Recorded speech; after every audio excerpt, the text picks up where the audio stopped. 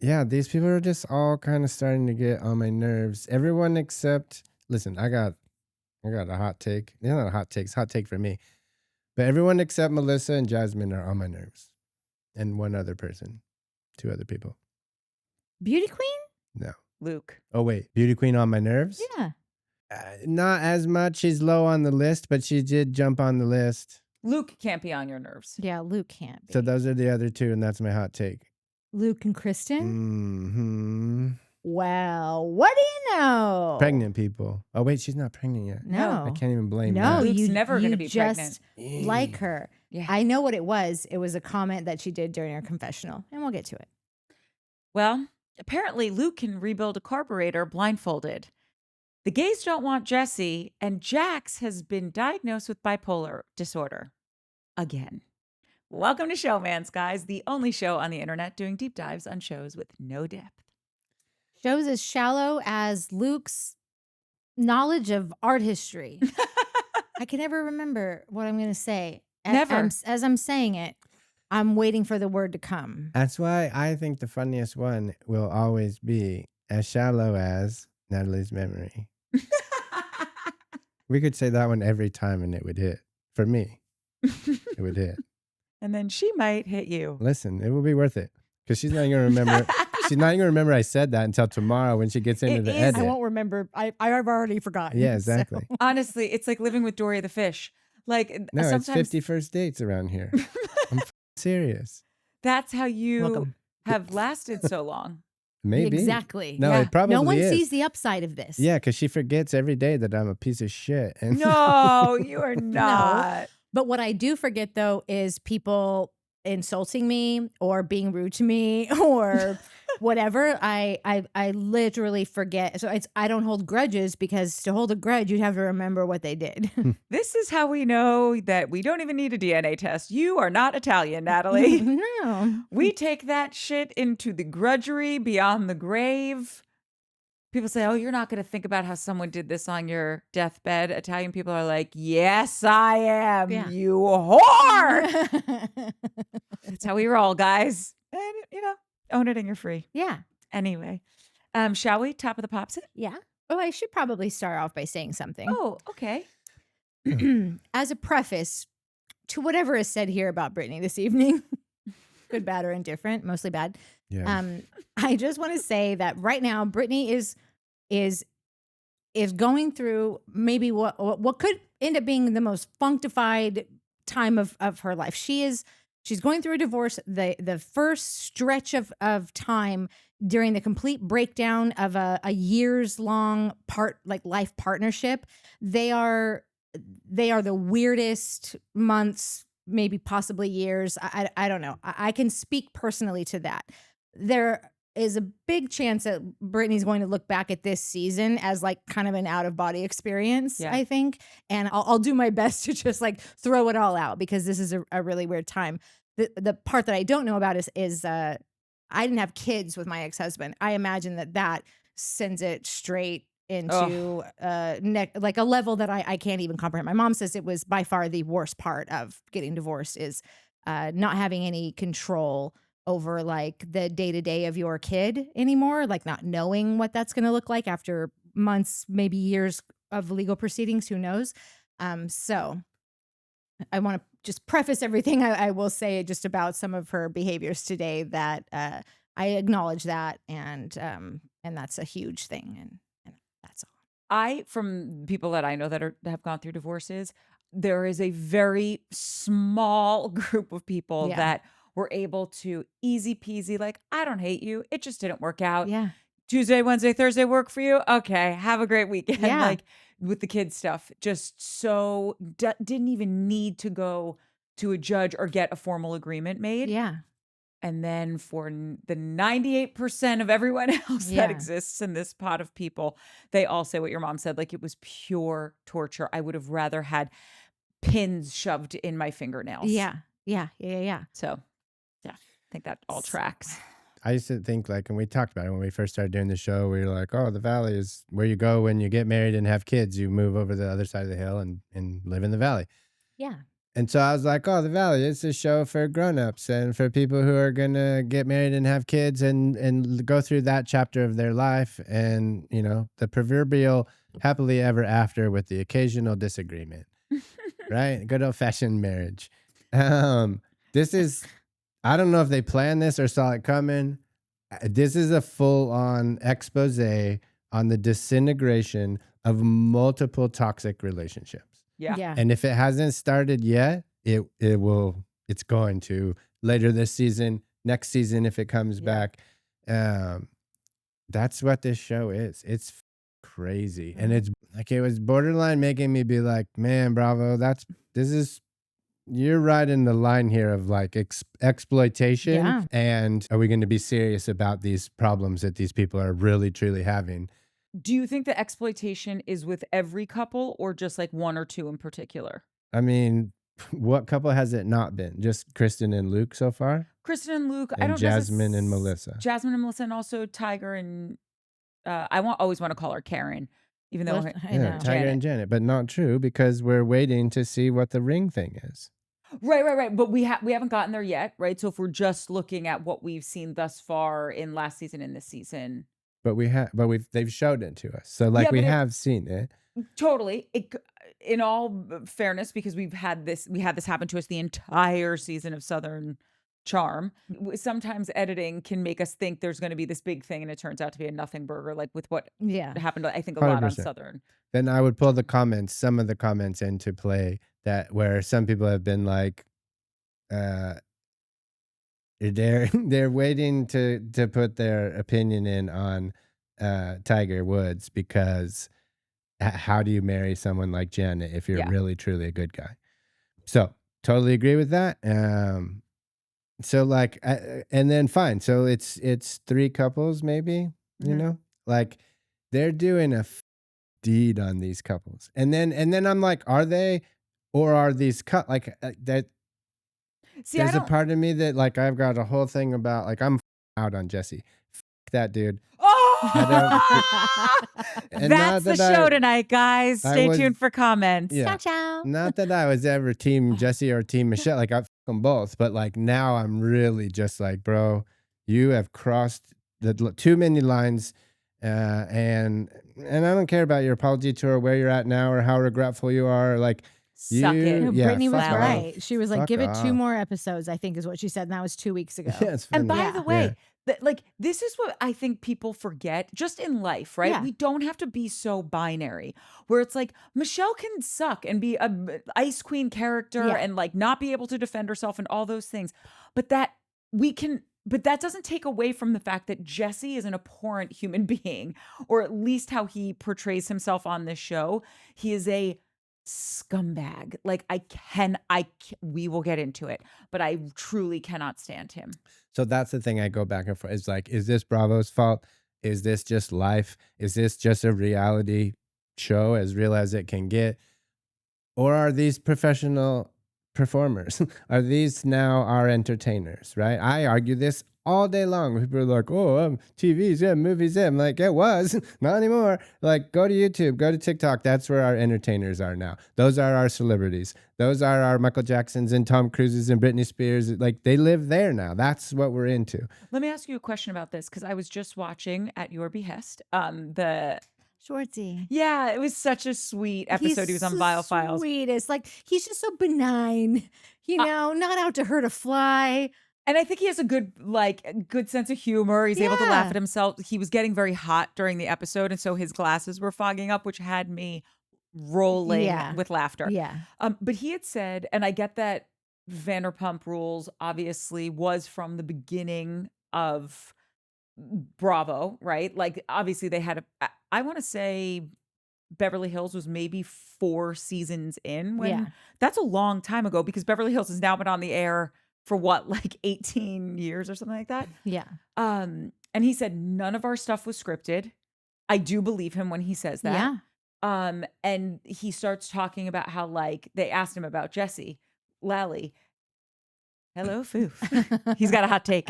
And he just said, he's like, listen, he's a tough character. Like, he's very layered and interesting. And I think that that's a way of saying that someone is kind of a jerk, kind of nuts. I mean, he was saying it in the way that he was apologizing for Sandoval all the time, where it's just like, well, he's got Yeah. this going on, whatever. So do you think with what Schwartz said, where it's like what he knows his reality TV experience on Bravo to be, and these are very linked shows, is that it wasn't scripted and that I think he was talking as nicely as he could about someone who he's kind of friends with without really talking smack about him, leaning into the fact that like maybe this is just how he is and he's not performing? Do you, what do you think about any of that? Uh, Do you still think it's scripted now? Do you I still never think he's thought it was performing scripted. or not scripted?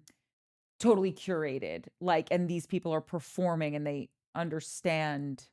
Well, I don't know. That's what I was saying. Like I'm Okay. going back and forth between is this, and listen, I go back and forth and then I always end with, well, you're gonna be there next week, asshole, clicking on and watching it 3 times and doing your stupid podcast. So like, Hey, who hey, is that? hey. Doing his showcast. Yeah, my showcase. Sorry. His awesome Yeah. showcast. Yeah. I'm just making a point that like, who's to blame, right? Like Bravo is a business. Their business is to give us some dumb shit that we like to watch. I'm the idiot that watches it. So, and now I'm mad that they're giving it to me in a way that like,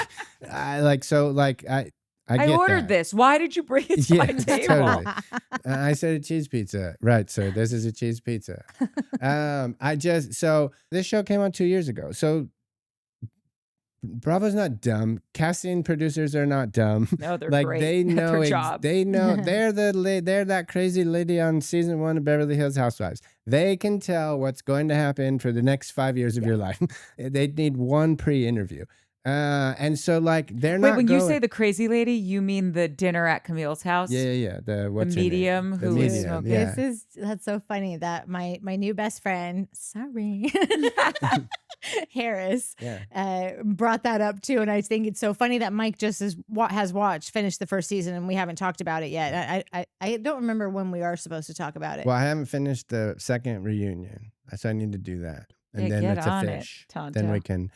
Looking at my fake watch, And I right didn't now. watch it for another funny thing that we'll talk about later. Another real life moment that the TV shows shown to me. But anywho, I don't know if a casting producer went in and was like, "Oh, I got a bunch of couples, and half of them are gonna blow up in the next 2 years. Let's do it. It's time." Yeah. That show Jax has been taught. It's time. These two are. He's doing blow every night. Like he got friends. These two think they're perfect. They're not. They're fucking. Like that could very well have happened. And Bravo's like, sick. Let's do it. And now it's happening, right? Because that's what happens. There was somebody else who commented, and I wish I could remember all their names, but I'm just like recalling these comments. That was like, either this is true or that they believe that Jesse and Michelle were having problems, and then the show came along, and either Jesse used it to save the marriage or be like, let's cash in a little bit and a thing out of this and get a couple seasons. I got an answer to that. Great. When they were saying it, because she was on Michelle. I think I've watched a few episodes with her now, or interviews with her now, and she might have said this on Chicks in the Office, but don't quote me, where she said, the show originally came around, and anyone who lives or works in this industry, like you understand that things take so long to happen. So someone could pitch a show and, you see sometimes with a pilot episode, everyone looks so much younger. If there's kids in it, you're like, wait a minute, this kid's in puberty now and they've got a beard. And I feel like the show got pitched to them and they signed on to do it either right before the pandemic started or like early, like mid 2020. So when that happened, things weren't amazing, but they had already signed on to do it. And then it kind of went dark for a little bit, as projects do. And then all of a sudden it came back, and it came back when they were in kind of dire straits. So yes to everything that person said, but that was just the timeline of it. Yeah. Which I just thought it was interesting just to know some of that inside baseball. Yeah. I don't the 37-minute answer here. I don't know. I don't know if I'm mad at Bravo. I don't know if these people are performing for the cameras. It seems like that with some of these stupid fights that they're getting in. The fact that Jesse's going to double down on the hooker thing, like, is just so ridiculous.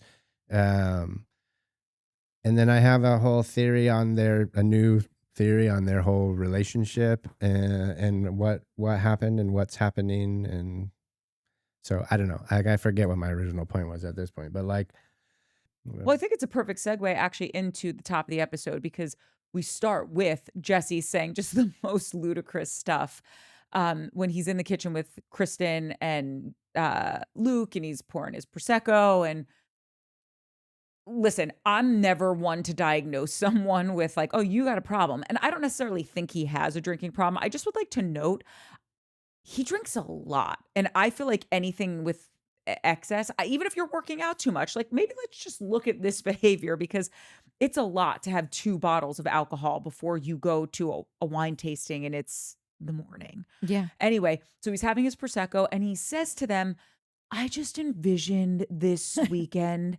as like my personal mea culpa, and who cares? We can just put all the BS aside and pick it up in 2 days because that's what mature. Thank you. Exactly. This was my response also. That's what mature adults do. And I'm like, you literally just called her an escort on national television and to all of your mutual friend group a hot 48 hours ago. And you think she's just supposed to be like, pish posh, who cares? I'm just going to roll into this weekend and let bygones be bygones. It's just, it's so ludicrous. Yeah. This is why I kind of don't feel like they're performing, because Jesse's performance is so horrible these last 2 episodes that I can't imagine anybody planned this out and did any rehearsals. I'm with you. I'm fully with you. We knew from whenever that, Brittany said that thing on Watch What Happens Live about give it a couple more episodes and I think everyone's the tide will change. And I think I said just offhand like that, like I feel like he's gonna overplay his hand. You did say that. And like it seems like that's exactly what he's like, but like overplayed his hand in a way where like he just didn't put enough. Like I feel like Jesse's been thinking out everything that he's done so far. Like he's like a mastermind of like how like, oh, I'm gonna do this and I'm gonna say this and it's gonna spur her to get because he knows her well enough to know like what her reactions are gonna be. Yeah. So he's putting things into play that are going to garner those reactions.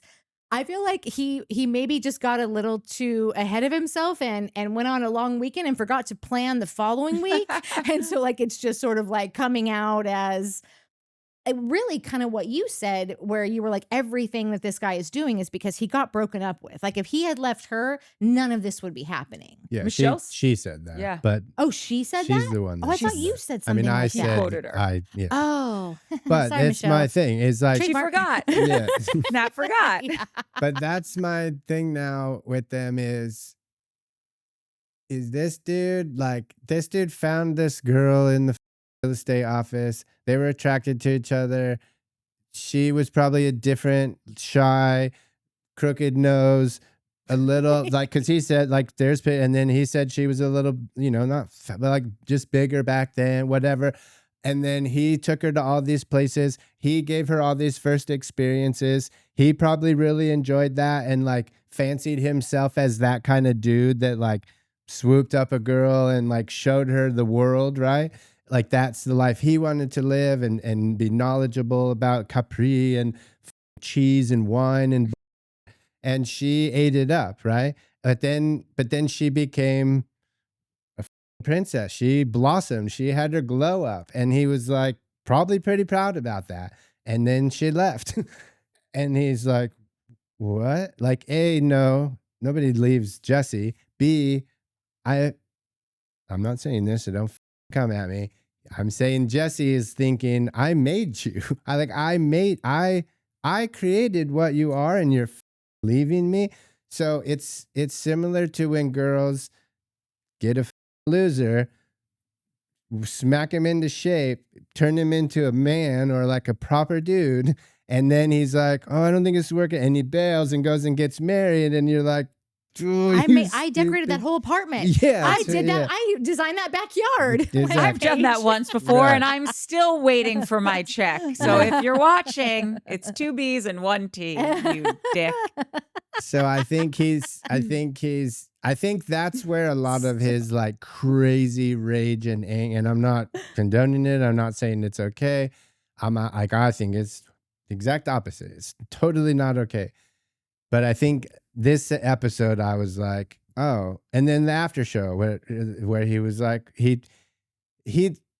I'm cringing at myself for saying this, but he lovingly expressed taking her to all those first experiences. Like he was like, no, we did this. It wasn't like I took her here. She'd never been here. She didn't even know what this was. No, but and he did a little bit when he was like, I don't think he did. because we were developing a $48 million property and I wanted her to see that. It's like, But so like if you hate the dude, then you're looking at it that way. Like, okay, asshole. If you didn't hate the dude, you'd be like, oh my God. Because what he said right before that was she was interested in high-end real estate. So I wanted to show her that. We were developing the property and I thought, I'm gonna go do a little cute no, but picnic in the that's thing. the way a gentleman says it, the way you just said it. We were But that's developing the this. vibe I got. I didn't get that like, oh, I didn't get that snotty vibe from him. Again, I'm out on this dude. Yeah, no, I get it. But like just for this, I got the vibe that he is so her. And granted, this is months and months and months after all this happened. I got the vibe. The only way you act like he's acting is if you're that devastated that you made this thing or felt you made this thing and then it left you. It left you in the lurch. It left you for someone else. Like that's how you act like that. Again, I agree with you. not condoning it. But I think that now he's using the show to shit on her.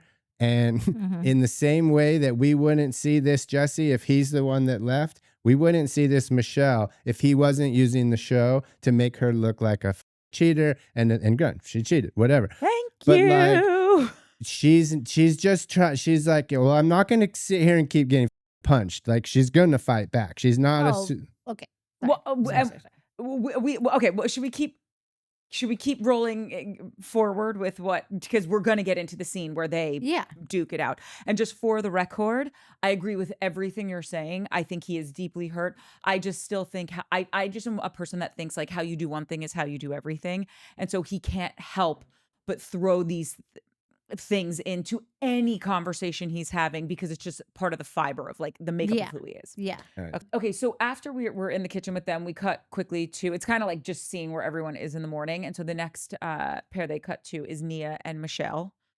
And I think Nia is a really sweet person. I feel like we see her in this episode a few times trying to either be there for someone, check in on someone. And I just think I personally think this is genuinely who she is. And I'm also with you. I feel like these people, this is who they are. Like Jax is either doing the world's longest performance piece or this is who Jax is. Same with Kristen. And then obviously all these newbies that we know. But she was checking in on her.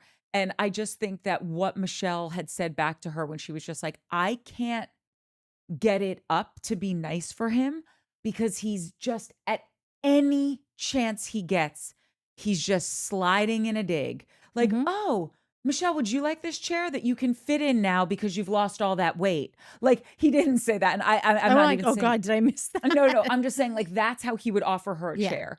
Like he just cannot help himself to just slide in anything that he feels could be a little bit of salt in her wounds. Yeah. I still don't like Michelle. That's still fine. But like I understand what you're saying. It's all to go back to just people in life. I would deal with them much differently than I deal with people on the screen. Like I just want more from her. I don't think that she's good at this. And so I understand why a human being would react to everything that this dude is saying. But I also think like it's stupid that she keeps reacting the way, like all the reactions that she has are so like this guy is going like it. If you know anything about narcissists, don't react. And like this episode especially, she reacted to every single thing he did just by like she was like falling apart at it. Like he had pushed her to a point where it was just like, no, she didn't have it in her anymore to even try. But she's never really, except for that one episode where we always talk about her, The finale her shining star, of season 1. Yeah, the thing that we know you're capable of doing, but like it's like you forgot. You're like me, you forget. If it's not in practice for a week, then like, oh, your brain's like, this hard drive space could be cleared up. Just press this button. Yeah. But had Jesse acted a fool yet? Like they had just gotten divorced, right? So there's a chance, and again, speculating that at that moment, a year and a half ago, when she, like he was still like, no, I'm gonna get it, it's fine, da da da, and she came over and was like, boom, I've made it. It's like that's the moment where he's like, oh, fuck, this is it, and now he's gonna start being an asshole, and has been for the last year or whatever, and so. Like again, I think that she's fighting back. She's just fighting back. I don't think you'd see this girl if. I agree. I think she is just fighting back. I just don't think she's good at fighting back, no matter who she's fighting against. And their demise had been going on. Like I don't believe that was the first day that Jesse went for her, and she was just like that's been going on for however long. And then another thing is when these are just the things that make me just think like I just don't like Michelle. Every time she has a chance to just like prove me wrong, because like I said, like I've said a million times, nobody wants to be on Jesse's team. Like no one feels comfortable here. No one is happy about it. No one feels good about themselves. Everyone feels very like.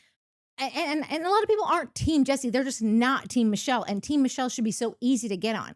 But whatever she was just on, whether it was, she's been doing, and Meteor Wines talks about how she's like on sort of like a PR tour right now, which as she should be, letting everybody get to know her without it being as a reactor to whatever is putting upon her. So it's a good idea, but then it also gives her moments to say like who said, oh, maybe it was the after show where Sheena goes, she's telling this story about Jesse, and Sheena goes, why did you marry this man? And she goes, he was nothing like this. He was a simple man living in a small 1-bedroom in West Hollywood with a nice little view, and he didn't care about this. I don't buy that. Like, sure, maybe he couldn't afford, like maybe it was at a time where he couldn't afford what he has now, but like he cared about it. By the way, he can't afford what he has now, so apparently. Yeah. So I just don't think like he was just a simple man with simple goals and simple pleasures. So Michelle just says like in that moment, she could have just been like, all she had to do was be like, I was just in a different place. Like he was showing me this. We went here. It was all very exciting. We had such a good time. We were all the time. See, I think that's why she fell in love with him. Totally. But just say that because like we're all women. We've all been there with someone at some point or the other. Like we get it. Just say that. But this is why we all feel like she's not a great character on the shows, because she doesn't know just how to portray the truth. Yeah. In like a good, clear manner. Yeah. And also, I think this is an interesting point that we really need to note. And someone had said this in one of the comments, and I had responded to it. I can't remember who it was. I'm sorry. But they had said, oh, Jax and Jesse have been friends for 25 years or something like that. And Michelle cleared it up. They knew they were friends 20 or 25 years ago when they were modeling, and then they stopped talking for 20 years. Yeah. And then when those two people you'd think they should be great friends. No. Two peacocks. Can't have two peacocks. Yeah, exactly. And so she said it was right when they had approached them to do the show that they reconnected. And I think that is, that saying, bad company corrupts good character. And I think that Jesse is who he is, right? But I think this showbiz stuff and like him hanging out with Jax again started to corrupt his character. And I do think that that's probably part of also what you're saying with what Michelle was. I feel like we should be Michelle's translator. That's what I think. Didn't we say like we wish that Michelle would have just given us a call before this, or like maybe that was somebody up from Southern Charm that we said that. Maybe that was Molly that we said that to. We would love to get a lunch on the books before you start your next season. I literally watch her scenes with anyone, but specifically Jesse, and I am champing at the bit, wanting like come on, put me in the game, coach. I'm like Taylor Swift's boyfriend. You know that funny like meme where he's like screaming at his coach to get back into the Super Bowl? That's me to like the Bravo executives. I'm like, let me get in there. fool this Yeah. idiot. Yeah. Anyway, okay, now we migrate over to Jesse and Zach and Brittany's bedroom with the open spilled onion dip, which made me want to barf. I know, but then it makes you know like why his best friends are Brittany and Kristen. 100%. Like that. That's 100%. exactly like, listen, at least I get up and I come into the kitchen and then I just Like a lady. yeah, like a lady. And that's why we're best friends. He did have a Diet Coke next to him, which I thought was funny. I am so grateful that he's here for this. Like that he just seems like such a random person they plopped in with all these couples. And I just think like he could have easily not been cast as easily as he was. So Yeah. I'm just so glad that he is here. I know that not everybody's a fan of this guy, but I love him. I think he's bringing something pretty like Me too. entertaining. Nettie said it. She was like, put him on every trip. Yeah, he was annoying me last week, but I'm back. We'll get to, but like he said a thing this week that I was like, all right, I'm back. Yeah. That's funny. Yeah. Okay, so now we're getting into like the good of the episode because the bus is showing up. And I love to, speaking of Zach, I love when everyone's like getting ready to walk out of the house to get on the bus. And of course, in this regard, because Michelle does know Jesse so well, she nailed it. She's like, he just wants to go on a wine tasting like outing. Yeah. So he can show everyone his knowledge and how good he is at this and Yeah. how wealthy he is and all this stuff. And so Yeah. Zach's like, I don't even like wine. I don't want to go. Yeah. Brittany doesn't like wine. I don't either. That gives me a headache. Ugh, I love wine. But like most of the people didn't want to go. And so he is, as they're walking out the door, he goes, so does anyone not want to go on the wine tasting tour? And did anyone catch Zach's face? Uh-uh. Oh my gosh, you have to go back and watch it. He literally is like this. Like, bitch, we didn't have a choice. I don't want to go. The two lesbians are with me. I got the gay contingency on our side. Brittany doesn't want to go. Like half the house doesn't want to go. So it was just so fun. If you rewatch it, just key in on his face. It was amazing. And then obviously they get on the bus. And this is just, it's so typical Jesse. He cannot not have the spotlight on him. So he walks on the bus. In this situation, though, and when Michelle is around during this, what I said about Brittany going through it and how she's going to look back at this and be like, oh my God, I think that Jesse's going to do the exact same thing. Like, I Yeah. think that he's doing everything he can to project that he's having a great time. This is his trip. He's not put off by anything. Like he's going to just, but that to me was not Jesse in the van. Like I don't see Jesse's character as we all know it to be the guy that's like booty bumping on everybody in a party bus. No, that's hammered Jesse. Jesse was schnockered on the bus. I'm with you. I don't. That was the weirdest thing I've ever seen Jesse do. Yeah. In the whole year and a half that I've known him. It was. I thought the same thing. I'm like, this isn't hammered Jesse. Hammered Jesse's mean. He's just a mean dick. Like this is performative. Well, give him time. this He gets was more hammered and he weird. gets mean. Yeah, well, But welcome there's home, no. Jesse. I don't think Jesse. There's no fun drunk Jesse. Jesse's snotty drunk, right? But he wasn't being snooty. fun because even Tiger was like, stop. This But is he was annoying. but like he was dancing and booty, but like he's trying to be fun, right? Like I'm just saying, like I don't think there's a fun drunk Jesse. So like that what he was doing in the bus, trying to be funny and dancing, is like that's not you, dude. You're not that guy. You drink and you're snotty about it, like you're pretentious drunk until you get too drunk, and now you're asshole guy, which tracks. Pretentious. Too drunk. Oh, you just turned into an asshole. You've been a baby asshole all night. Now you're a super asshole. You're not a pole dancing. Like that's Crosby. Yeah. That's Crosby's that kind of drunk. Our friend Crosby, who is the person that made us fall in love. Yeah. Saint Crosby. Yeah. So yeah, I'm with you. I thought that was freaking weird as hell. It was and I think very- everybody else did. I think that's kind of what what Tiger was saying. Like, I'm gonna forget his real name. Jason. Right? It's Jason Tiger and Woods. Karen to me, even though I know it's Jason and Janet. It should be Yeah. Karen. But yeah, Tiger Jason Woods.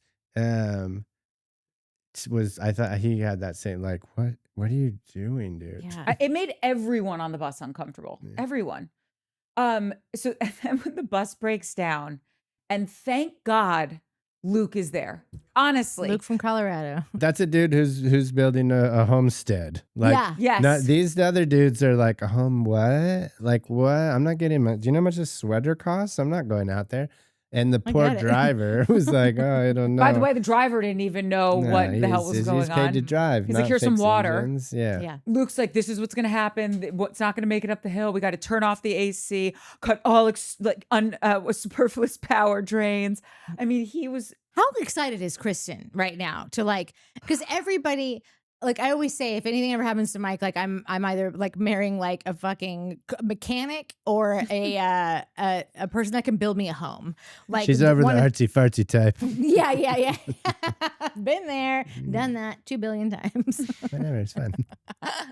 But yeah, like I think that Kristen is to a point in her life where that has got to be the sexiest thing she has ever seen in a world where she's dated the Tom Sandovals of the world, you know, and the real estate agents and whatever. Like, that's amazing. That was pretty hot.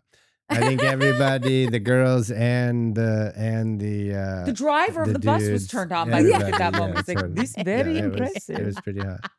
You want job? I have sister. Yes. She very nice. Oh, that's You have green card? She's green card.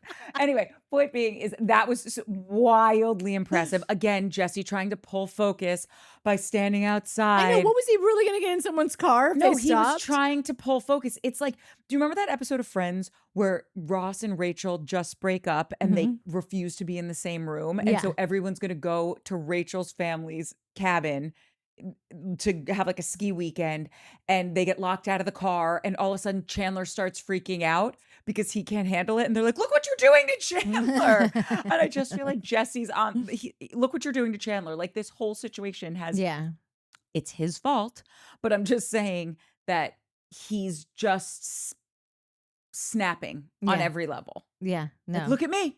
Yeah. Look at me. I really should have included him in that beginning statement. Like, this is not.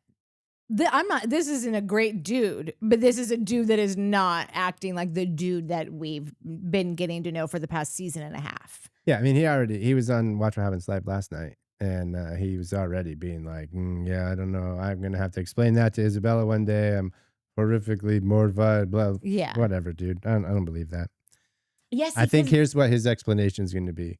Sweetheart, it was TV. Like, you know I much agree money with you. mommy and Yeah. daddy made for that? It wasn't even real. It was all fake. Yeah. And she's going to be like, cool. And he's going to be like, you know, all that that you have? Yeah, that was from season 2. I I fully agree Yeah. with you, because when I did finish that episode of Carlos King that I was talking about last episode, it's like he just can't contain who he actually is. That's why, like, you know, when you know someone for a really long time and someone questions like, are they really that way? You're like, well, I've known him for 10 years. So I think, yeah, because no one can act that long. Yeah. Like what we were just saying about Jax. I think that's Jesse. I feel like he can't ever just sit there and have a lovely conversation with someone. Yeah. He's got to throw something in that makes him look better than everyone else or cooler than he actually is. He was talking about his last appearance on Watch What Happens Live, which was maybe his first, because I think it happened before the one that just happened.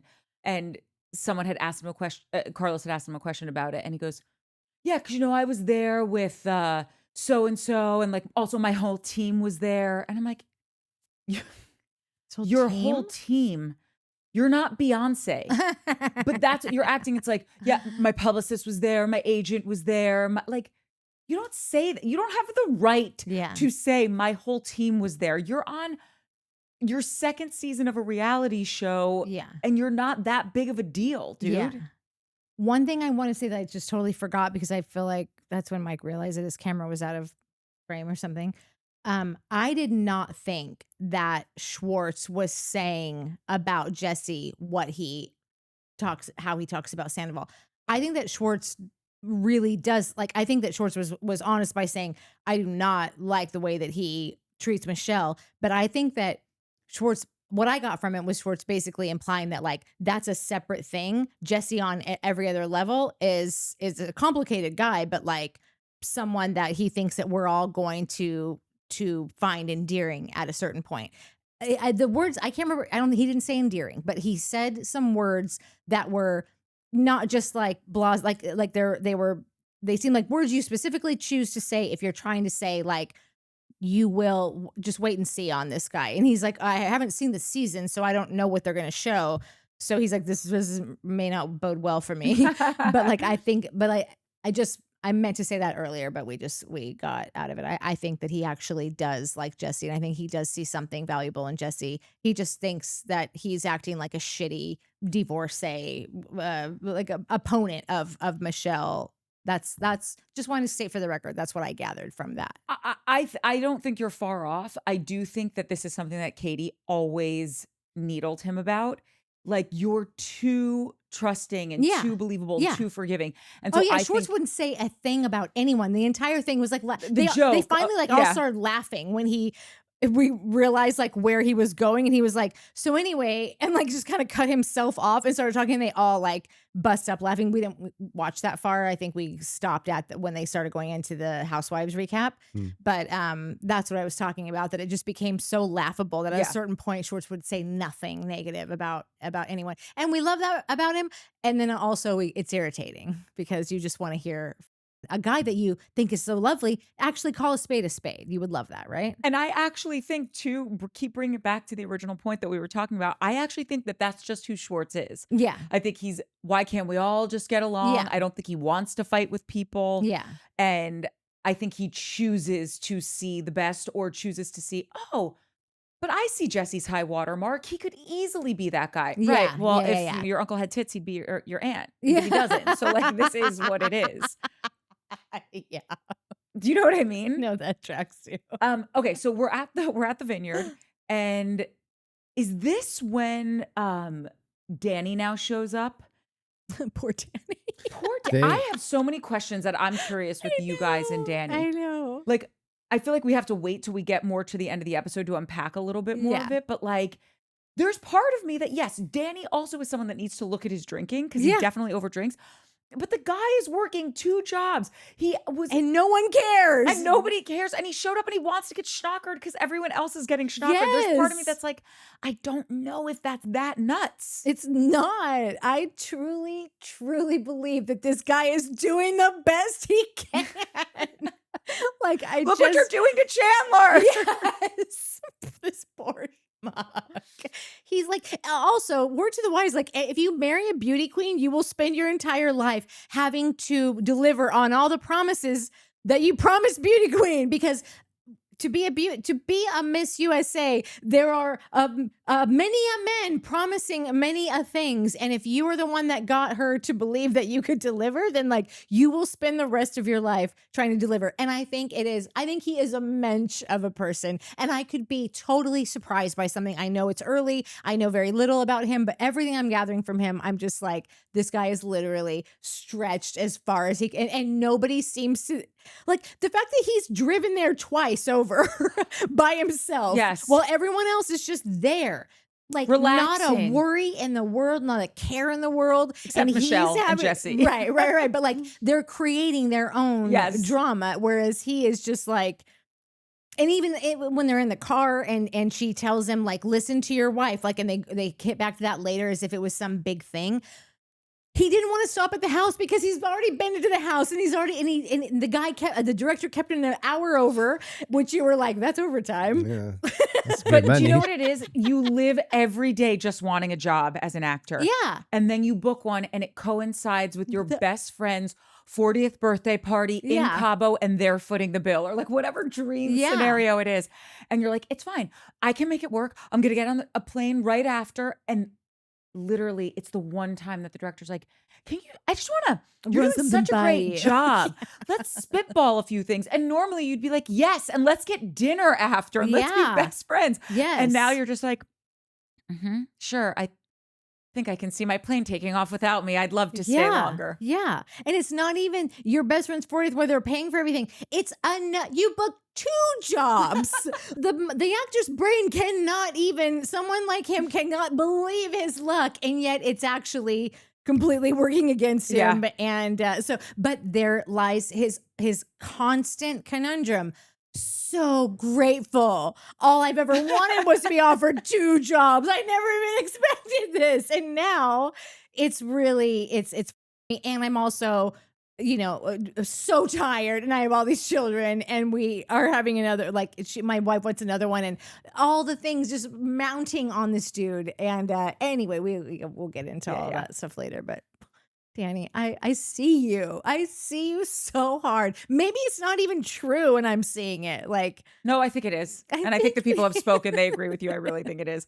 And this is when Jesse just can't help himself with, like, I don't know who you think you are, Jesse, but he fancies himself like the cultural attaché to life. Yeah. Where he's got to tell everyone, like, oh, silly Luke, you don't know who Monet is. Like, instead of being, and I get it, people rib each other, but instead of being a dick, being like, oh, sweet puppy of my life, I meant the painter. Yeah. Do you know, like, you don't have to be a dick to Listen, him. you don't have to be a dick and like get it. Like it's Jesse, he's a dick, but like if any of like that was a simple mistake by Luke, simple misunderstand. He did kind of say it where if you weren't paying attention, you would be like, oh no, oh fuck. And as soon as you came out, you'd be like, oh fuck. Luke knows who Monet is. Like he doesn't not know who the painter is. It was just a weird thing that happened, and I'm not gonna give Jesse shit for that moment because I would have been like,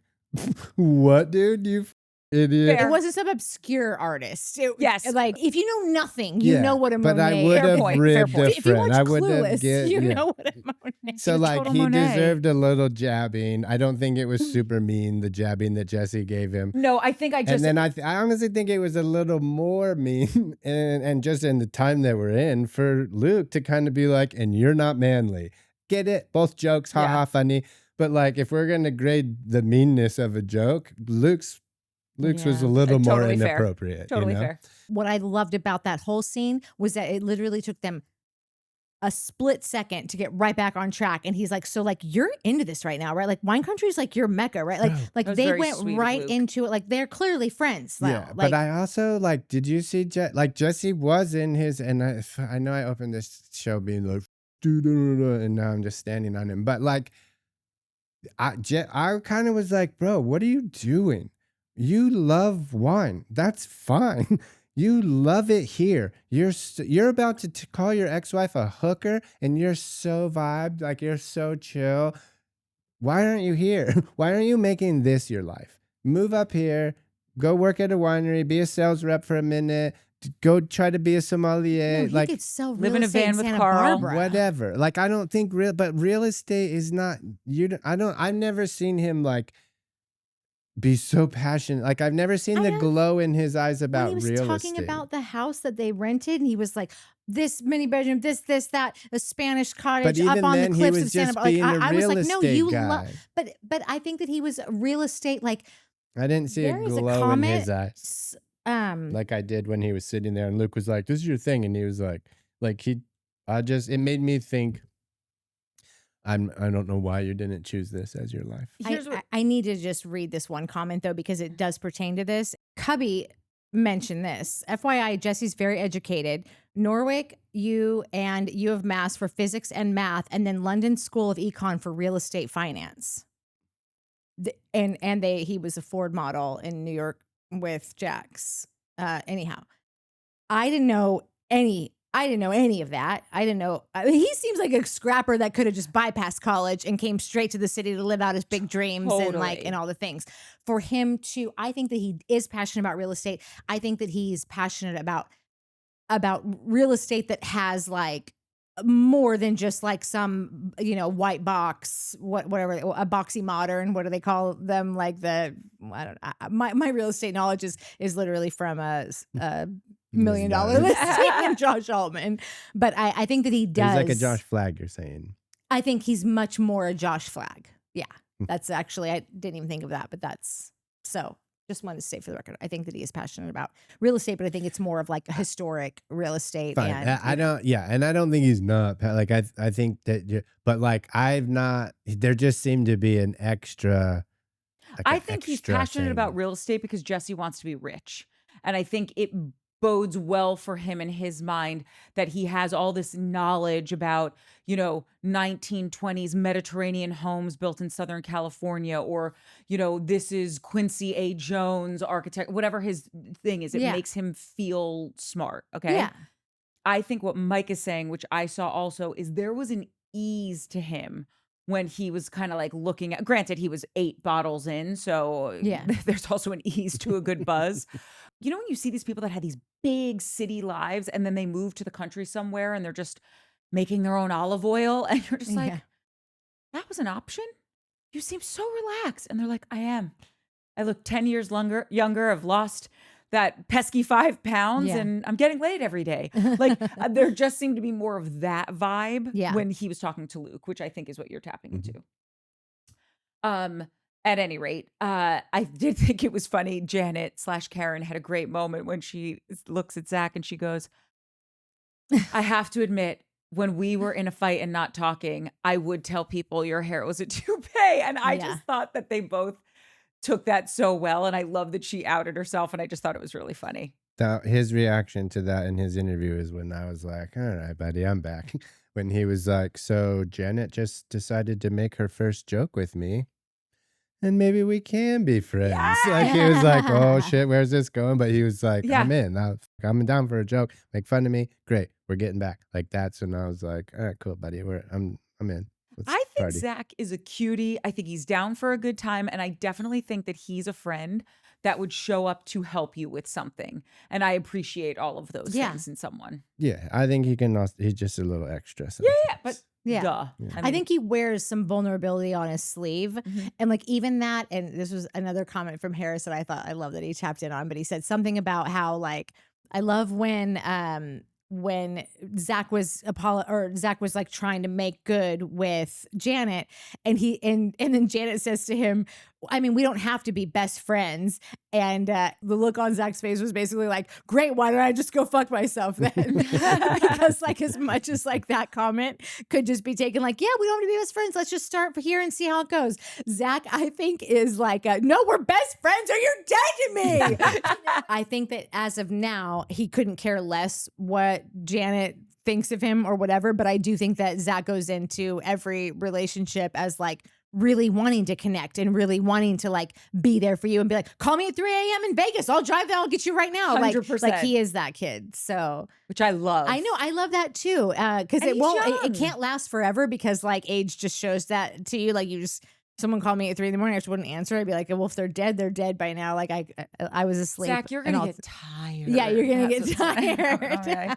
You're like, it takes so much time to do all Yeah. this hair. I can't. Another thing that Mike and I were talking about that we love about Zach is that he's 6'3". He's very tall. Hello, Daddy. I Yeah. love that. And so for you, like Zach. when anybody comes for him, I'm like, that kid will kick your ass. Oh, I love how Jesse was like, I will take him over Yeah. a cliff. Right. I'm Would like, you, Jess? Even Harris was like that. I would love to see. I was like, Yeah. I don't know. He killed like Jesse. would Jesse, be you're the size of a dead. Tic yeah, Tac. yeah, with Tic Tac nipples. Hundy P. Like, step aside. Zach will take you down to Chinatown. Yeah. Okay? yeah. Okay, now we're moving into it, kids. Okay. Now we can talk. Mention it all. But Okay. hold on, Oh, real yes, boo. quick. When Danny showed up, he did not. He ran around the entire table and straight up hugged everyone, and then got to Jesse and was like, Yeah. Yeah, like, I don't just think walked he's. around him. I think he's out on Jesse. Yeah. I think Big- Jesse's out on him. Jesse's out on Danny? I mean, not Danny. Yeah, Danny. Yeah, Danny. Jesse. Because he's the quote unquote mole. Yeah, he's the mole. BS. Oh. That is such BS. He might be. I'm just saying that whole storyline to me was a real convenient. Mhm. There Pile was of one crap. thing. I mean, mole or not, he did spill the beans, so that's why he's out on him. Sure, sure. There is one thing, and it's going to sound like I'm saying you're right. I'm not. You're not right because I still don't agree with the outcome that Sounds like you're saying that I'm right. I'm still not saying that at all, not even a little bit. But I think you fell asleep. I watched What Happens Live. I was like, thank God I don't have to hear him gloat right now. But Danny, not Danny, is Danny the God damn it? Who are these people? Yeah, Jason, Danny Bucco. Danny Bucco says on Watch What Happens Live, when he was describing what had happened, he goes, I'm a veteran actor of 1 billion years. I should know. You're mic'd up. People are recording you. He goes, I thought that we were done with the scene. I did not know that this was continuing on. I still don't know if I believe that, just but for I'm saying that he clarity. said it. He said what you said happened. I Oh. don't believe him necessarily. But what That's you're the saying point. is that I'm We right. no, You I'm believe that no. I'm 100% All I wanted to tell you was correct. that he pretty much said I'm right. what you. Yeah, he said you're right. If you believe Danny, I don't. So I said something assuming, and then Danny confirmed it. Confirmed it if That you I was believe right. Danny, which I don't. And I believe Danny in many actually I couldn't even tell you I believe Danny. I don't know if Danny knows what's actually wrong with him. I think that we see Danny and we're like, no, here's what the problem is. I don't know if Danny knows what the problem is. So that's why I still think he was just gonna give the story that helped him kind of get out of like what he had done. But you guys have the same story. But I was right. Absolutely wrong. Do you know what I believe? That I need a Coors Light. Also, I'm favore. not a big wine guy. You're not a big drinking of any kind guy. Unless it's Sprite. True. Yeah, he's a big Sprite Meaning, guy. like, 7-Up if you're nasty. I don't know a ton about wine, but like if the legs have nothing to No, do, they do. I was gonna with bring the this up. only thing that's in the glass, what do the legs have? I can tell to you exactly do? what the legs do. And I It's was going the to bring this up, sugar, but I right? didn't want to be petty. And I'm so glad that you did. When Jesse's like, Let me do it. The That's the le- only thing I know about wine is that that's the sugar in it, right? kind of, yes. Damn. When I'm he's right like, the again. legs That don't sucks. mean anything with the wine. They don't have anything to do with the wine. With the wine. That is absolutely incorrect. Okay. The Well, what else would it have like to do with There's only wine in the glass. Correct. You do this, and then the legs happen. the two What- things that it tells you is the alcohol content and the viscosity. So the thicker the legs and the slower they move down the glass, the more full-bodied wine you're going to get. And so typically Full-bodied what? full-bodied wine you're going to get. Got it. So a full-bodied wine is like a cab. Not my point. But no. But carry on. my point is that it does have something to do with the wine because the Yes. wine feels better in your mouth, or tastes. The wine feels different in your mouth depending on the viscosity. It tastes so good when it hits your lips. When it hits your lips. hit your lips. Wait, what That's is that beer. from? Old school. Cool.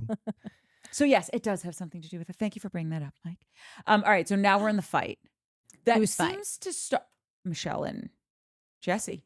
Oh, okay. That seems to start when she gets the call from Isabella. Yeah. And I do have this note. I was like, listen, if you're trying to build a bridge with this dude, and I don't know, maybe we just didn't see this, it would have been nice because you will have to co-parent for the rest of your lives to just put her on speaker and let him hear her also, because this is the thing. Jesse's not a mastermind. Is he trying to plan things out and manipulate every situation? Absolutely. But because he only has a few tricks, I think, in his bag, he's pulling the same things over and over again. And if you just pander to like, oh, hey, Jesse, like Isabella's calling. Do you want to talk to her also?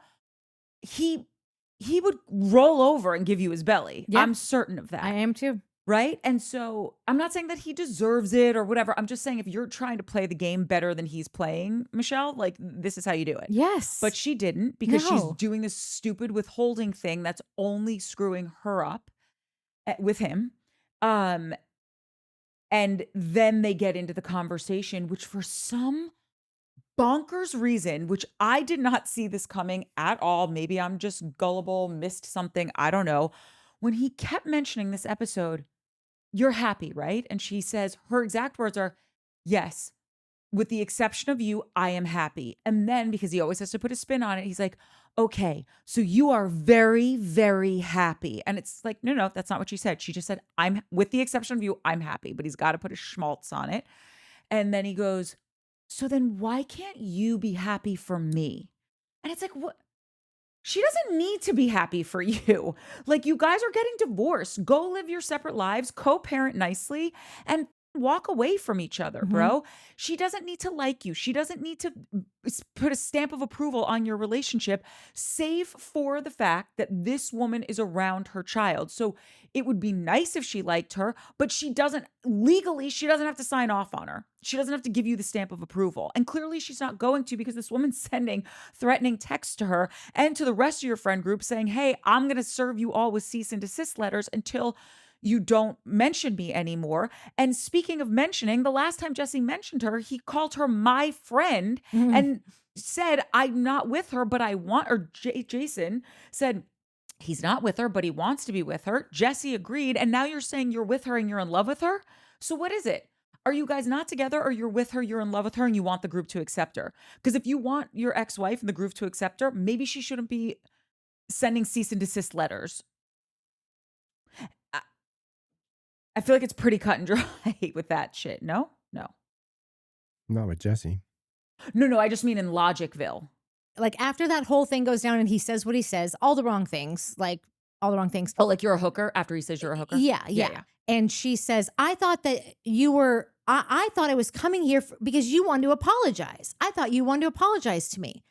If that's true, then maybe the first thing after, are you happy?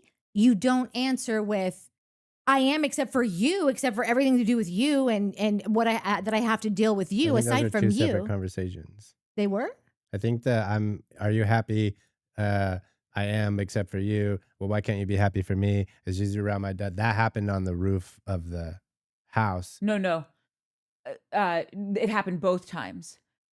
They talk. That's why I'm saying I don't understand why it's being brought up twice in this episode, and we've never heard about this really before.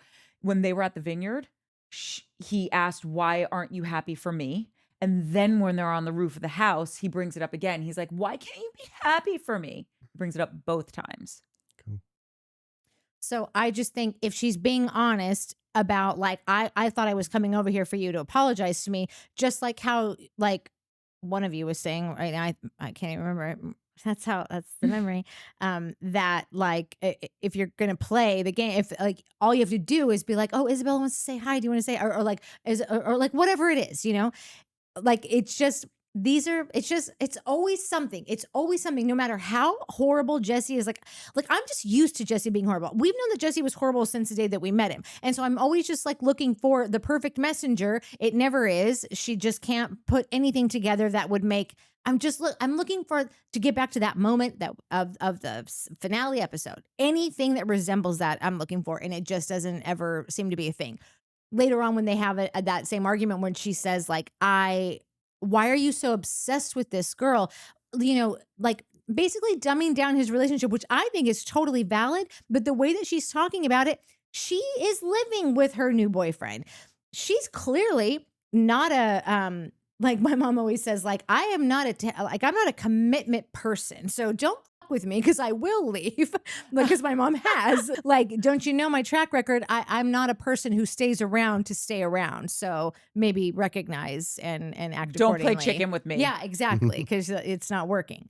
So that with Michelle, like clearly if she's not happy, she's going to be out too. So for her to have moved the kid in with this guy, maybe am I jumping ahead? Or should I save this for? Yeah, maybe like, save it to when we get there because Okay. This is just really like the winery fight when he calls her a hooker, which was just like. No, it's so ridiculous. And then for him to accept responsibility so quickly, like, yeah, it was a lie. It was horrible. Of course I don't believe it. I don't know why she ever, like, I think the forgive me thing is from something else, but like. He's like, I don't even know why I said it. And it's like, why are you doing anything? Why are you doing he anything? Said something, I think, like, listen, calling your ex-wife a hooker is pretty bad. But like he said something, like he'd already said the hooker thing. Like that was, he was just like kind of being a dick and being like, I'm gonna say it again. And that's what he was doing. He's like, oh, I get triggered. She's the only one who can get under my skin. When that happens, I lose my mind. Again, not condoning, but that's what happened. Yeah. I think he said something meaner than that. What? When she was like, I thought I was coming over here for you to apologize. And instead of saying for what, which would have also been a fucked up thing to say, he says, to who? Which is such a like knife in the back twist.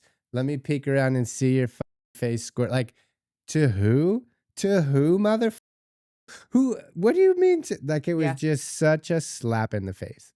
Because it was so dismissive. It was so dismissive and so like, I owe, who do I owe an bitch, you know who the she's talking about. So to say that is just, it just was so crazy rude to me. This is what Jesse has going for him, though, is that he has been a dick from day one. So, like, I'm waiting. Like, that to me was just like, you didn't even plan. Like, you have nothing to execute here. Like, you took a weekend off from planning out what you were gonna do. Like, what maniacal things that you would put forth this week. Like, you're just getting lazy and sloppy.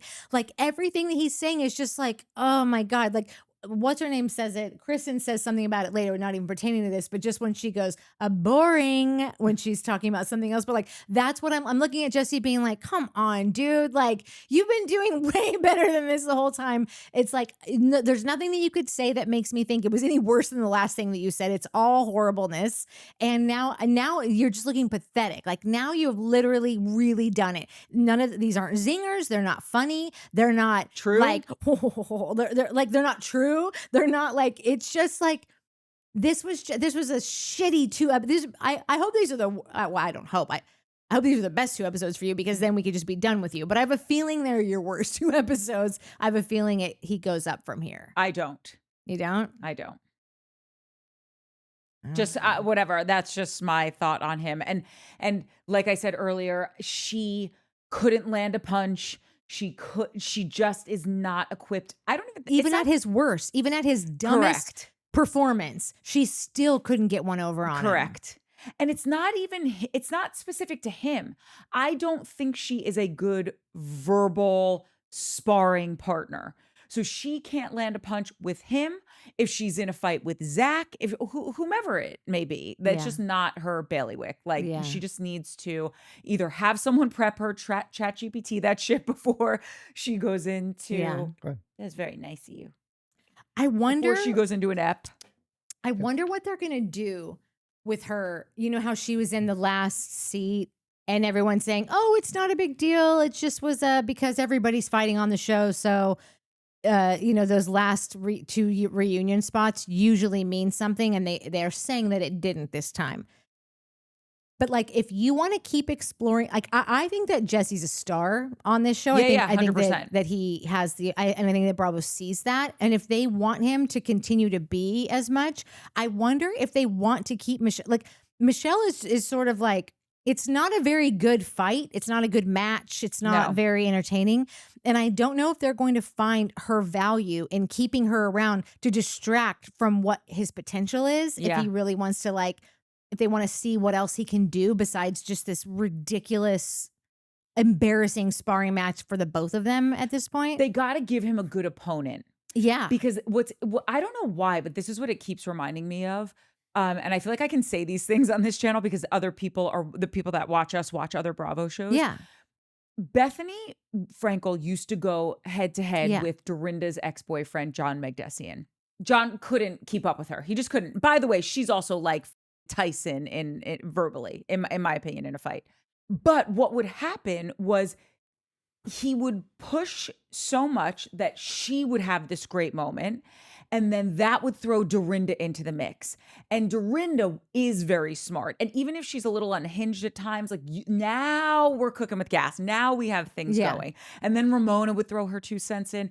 The problem is, it's not just that Michelle is like that Jesse could be a good sparring partner and Michelle is so bad. There's no one else supporting this fight. Yeah. Right? Yeah, to yeah, be yeah. like, okay, now we got a match. So Yeah. at any rate, not that I'm looking for adults to be fighting, but like if they're going to be fighting, let's make it good. Yeah. You know? Agreed. This is my boxing. I'm Yeah. not a sports person. Okay. So we get back to the house for Jesse's chef dinner.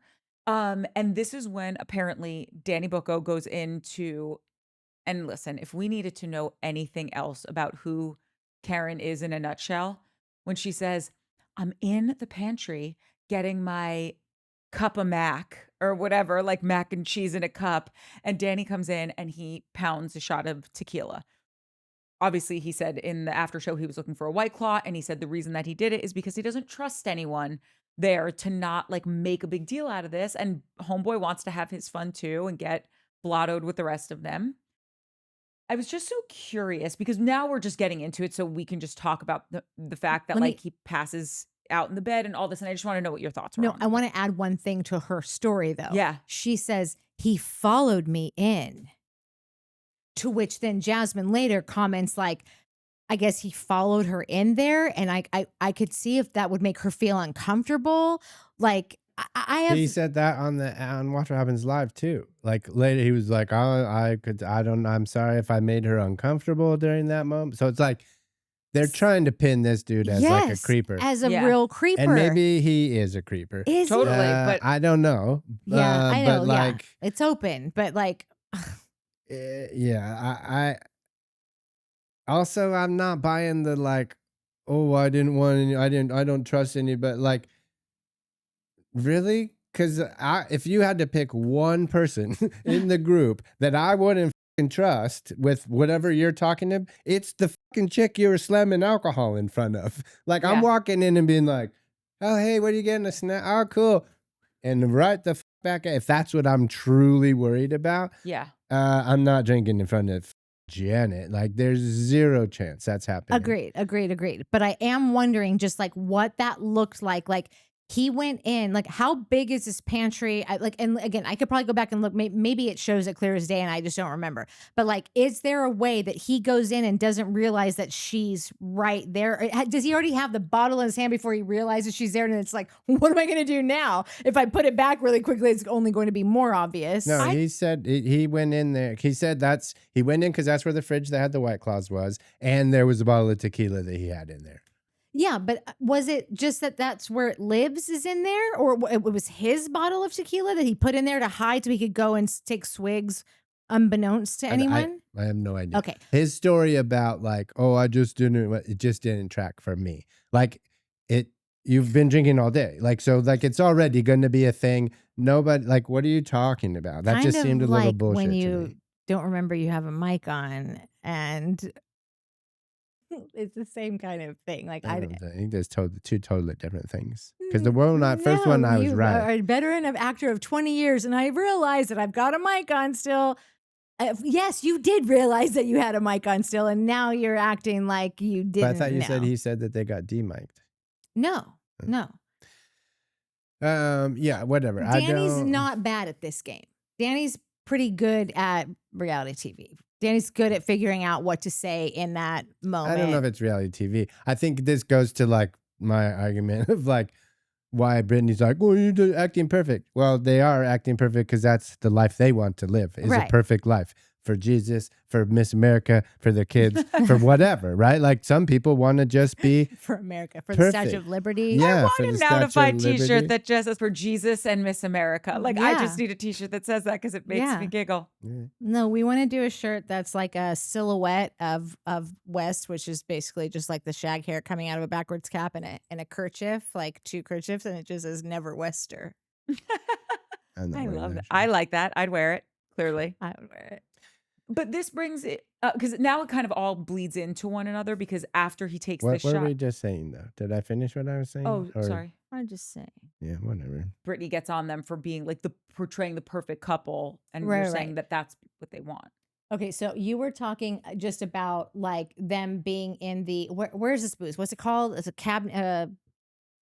Pantry. They're in the pantry, and that he's going in there and like and Janet's in there, and then we're talking about how Janet is making a kind of a meal. She followed me in here, he followed me in here, and that also kind of goes along with Jasmine's beef with him because I feel like Jasmine has never really been fully satisfied as to like the apology or the acknowledgement of what happened with the grab ass or the thigh Get grab daddy or a drink. I think it's the grab ass. Like I don't think she was probably pretty bothered or like whoa bro, what do you fucking get off of me? But the grab ass, like don't touch my girl's ass, bro. I will fight you. I also think I think that's where she was like the get daddy a drink is like, oh, that's drunk friend being a dumbass. You say that, fuck off, dude. Don't tell me that. Oh, all right, my bad. Yeah. But then to go grab your girlfriend's ass after that, like, no, and dude, think it was Michelle and not even remember. Like, what is happening? Yeah. I think this guy's got low drinking. So this is my question though, because we did say that like he needs to you don't have to drink every day to have a drinking problem too. You can drink once a month and 100% not stop. Absolutely agree. But when he went to bed, or should we save this whole thing for the end because it's the fight with Brittany? Because my question to you guys is, I think he drinks too much from what they're showing us, okay? I also think he has 3 kids under 3 years old. They've been drinking all day. He's been back and forth from here to Kingdom Come Here, I'll twice, and solve he's this exhausted. right now. And I can't believe nobody has said it. They were all drinking, right? Yeah. Only one of them worked, and that dude was asleep. Yeah. So And he's the only clearly one he with was 3 children under The age of whatever. 3, yeah. Yeah. everyone was exhausted. wasted. Everyone had been drinking. Like there was like in the morning when Jesse was like, well, I got up early and contemplated whether or not I should leave, and then I decided. And Kristen was like, "You worked it out." I was like, "No, you decided that you were already wasted at 8:15 and Yeah. you couldn't drive." Like Or that's Production was why like, we you don't have an empty stayed. van. I Yeah, Sorry, like- bro. I think she said you figured it out, and he's like, yeah. Basically, I took that as I just started drinking Yeah, instead. totally. Yeah, I can't drink and drive. I don't need another well, no, DUI. not drink and drive, but just like I could leave, or I could just drink right now, and it won't be a problem anymore. Yeah. I'm gonna drink my feelings. Yeah.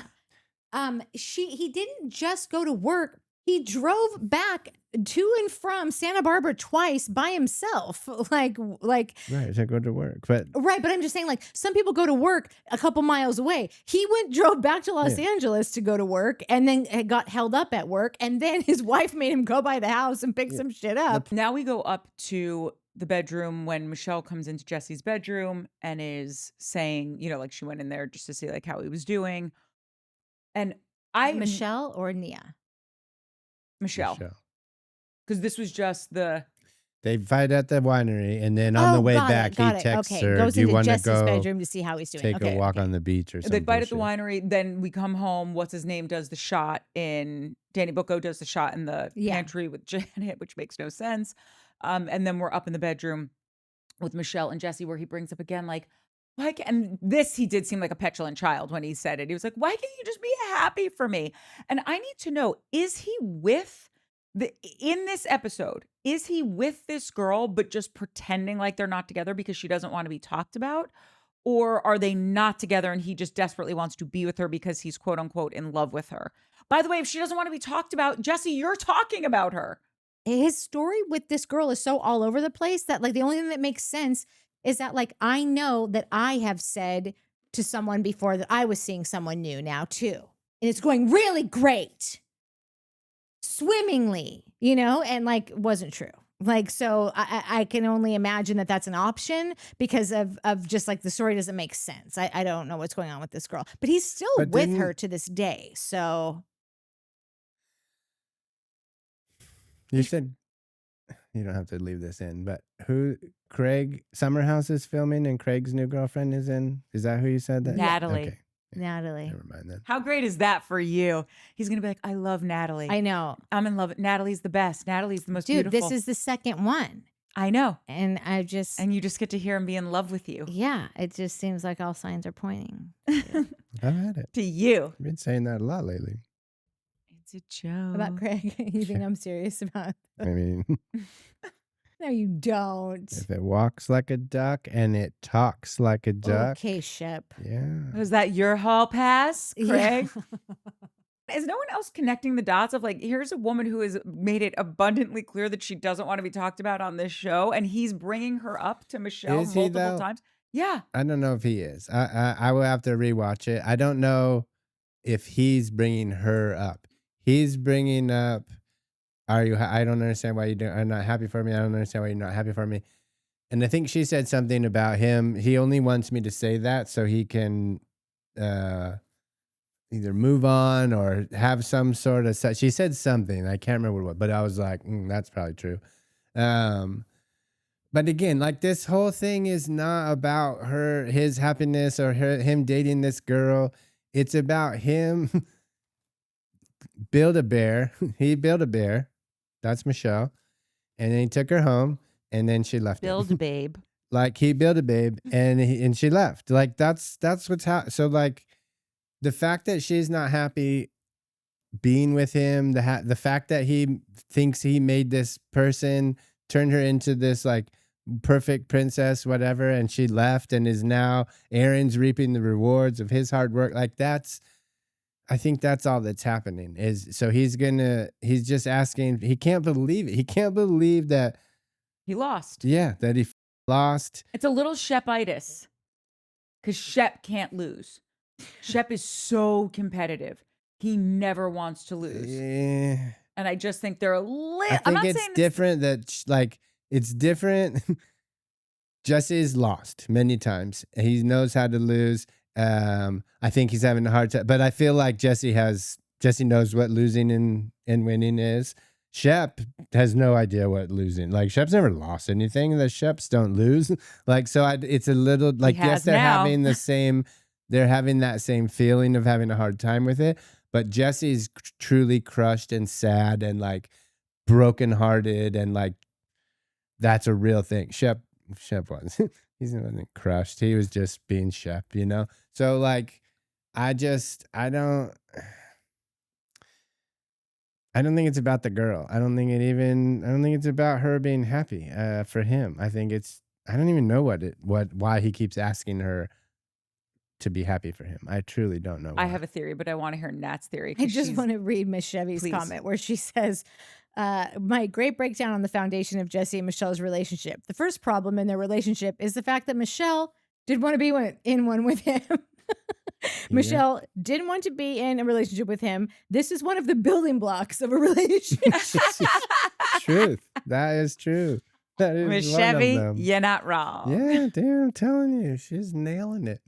Yeah, dude, that like, and again, like I did.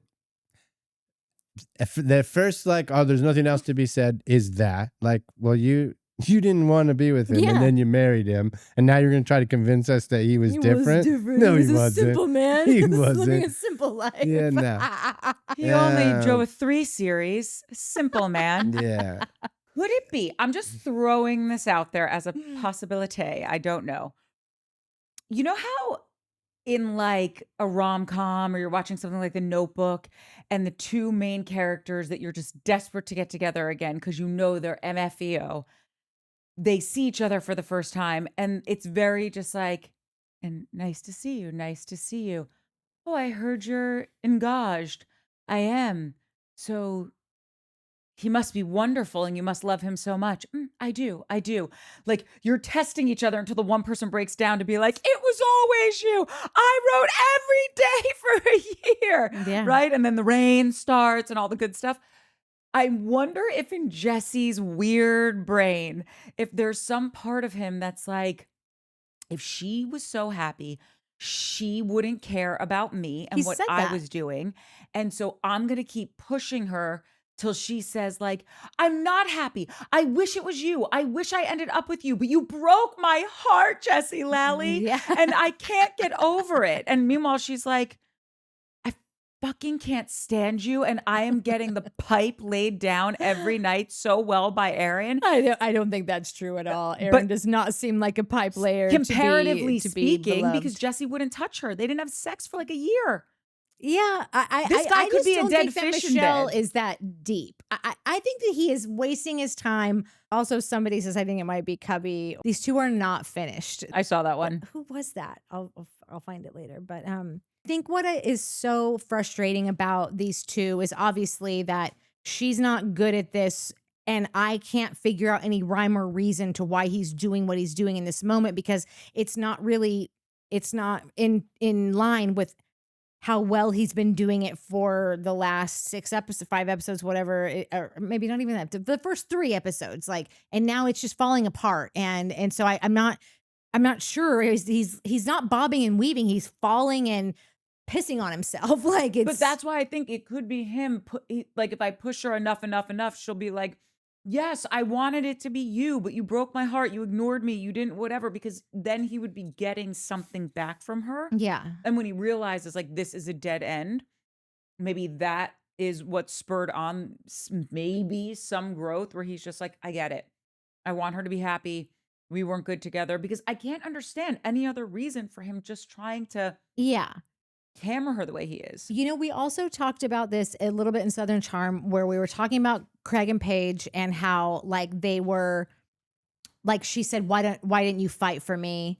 And people were like, what? She did not say, why didn't you fight for me? And I'm like, I bet she probably did. Not because Paige wanted Craig to fight for her, but in the first month or two after a breakup of a long-term relationship, you're having like these weird conversations that like don't really like line up with any other way that you've ever talked before. Like it's pushing boundaries. It's trying to see like if you can get them to say something or get them to budge on something or just like get something from them that's going to make you feel 0.5% better than you do right now. Because at this point, anything to feel better about what's happening than how I'm feeling right now. Like I think that happens across the board in so many relationships. I think Sarah McBride is maybe with me on that.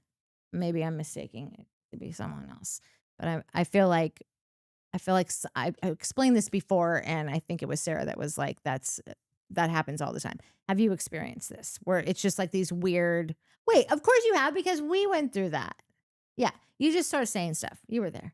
You were there. Wait, what? That she remembers. Yeah. What happened? Just like you're saying things to get a reaction from the other person. Everything that Courtney was just saying, like, you don't even know if it's the reaction that you want. When Paige said, "Why did you didn't even fight for me?" I don't think she really wanted Craig to fight for her, Yeah. but a part of her was like, "But why didn't you?" I didn't really care if you did, but also you didn't. Like it's give just me weird. something. Yeah, I it's need just, to like poke you in some like information needs to come out. Yeah. Why didn't you want to have sex with me? Yeah, Why because didn't I'm you not want sure to be... we did the right thing here, and I need you to say something that's either going to make me know one way or the other that we did for sure. Because anybody that just has half a brain is going to wonder, did I make the right decision here? Did we do the right thing? You're saying that's why he keeps asking her if she's happy for him? We're just floating this as a possible theory. Hey, And Fitz, not even just the happy Don't thing, but even just like get stupid. everything that all their conversations with each other. Are you happy? Well, I am, except for you. I think she wanted him to be like, I don't want to make you sad. I don't want to, like, I'm sorry. You know what? Like, I don't want to be the only, like, they're I don't both think she like, wants anything to do with this motherfucker. I think I that really would be, don't. I She would did love say- to believe that. she That did would be say- very convenient. I don't think that she's that evolved. She said after that conversation when she was downstairs with Nia, I just have to point out real quick, I did love that everyone, like, it was the gay contingency and Luke that were eavesdropping, not purposely. They were just like Yeah. right under his bedroom. And I love that they're all like, shh. I'm like, this is the bench I want to be on. I love this group. But after that, Nia came down to check on her, which I thought was super sweet. And she just said, I am never talking to him again. Yeah. And I hope that until you can communicate in a way that is just not charged, just stop. She Yeah. said even at the winery when they finally broke him apart, and she was like, "That's it. He doesn't have access to you anymore. He can't speak to you like that." Nia said that. Nia said it to Michelle. He Yes. does not have access to you anymore. At that moment, I was like, "Smack her again.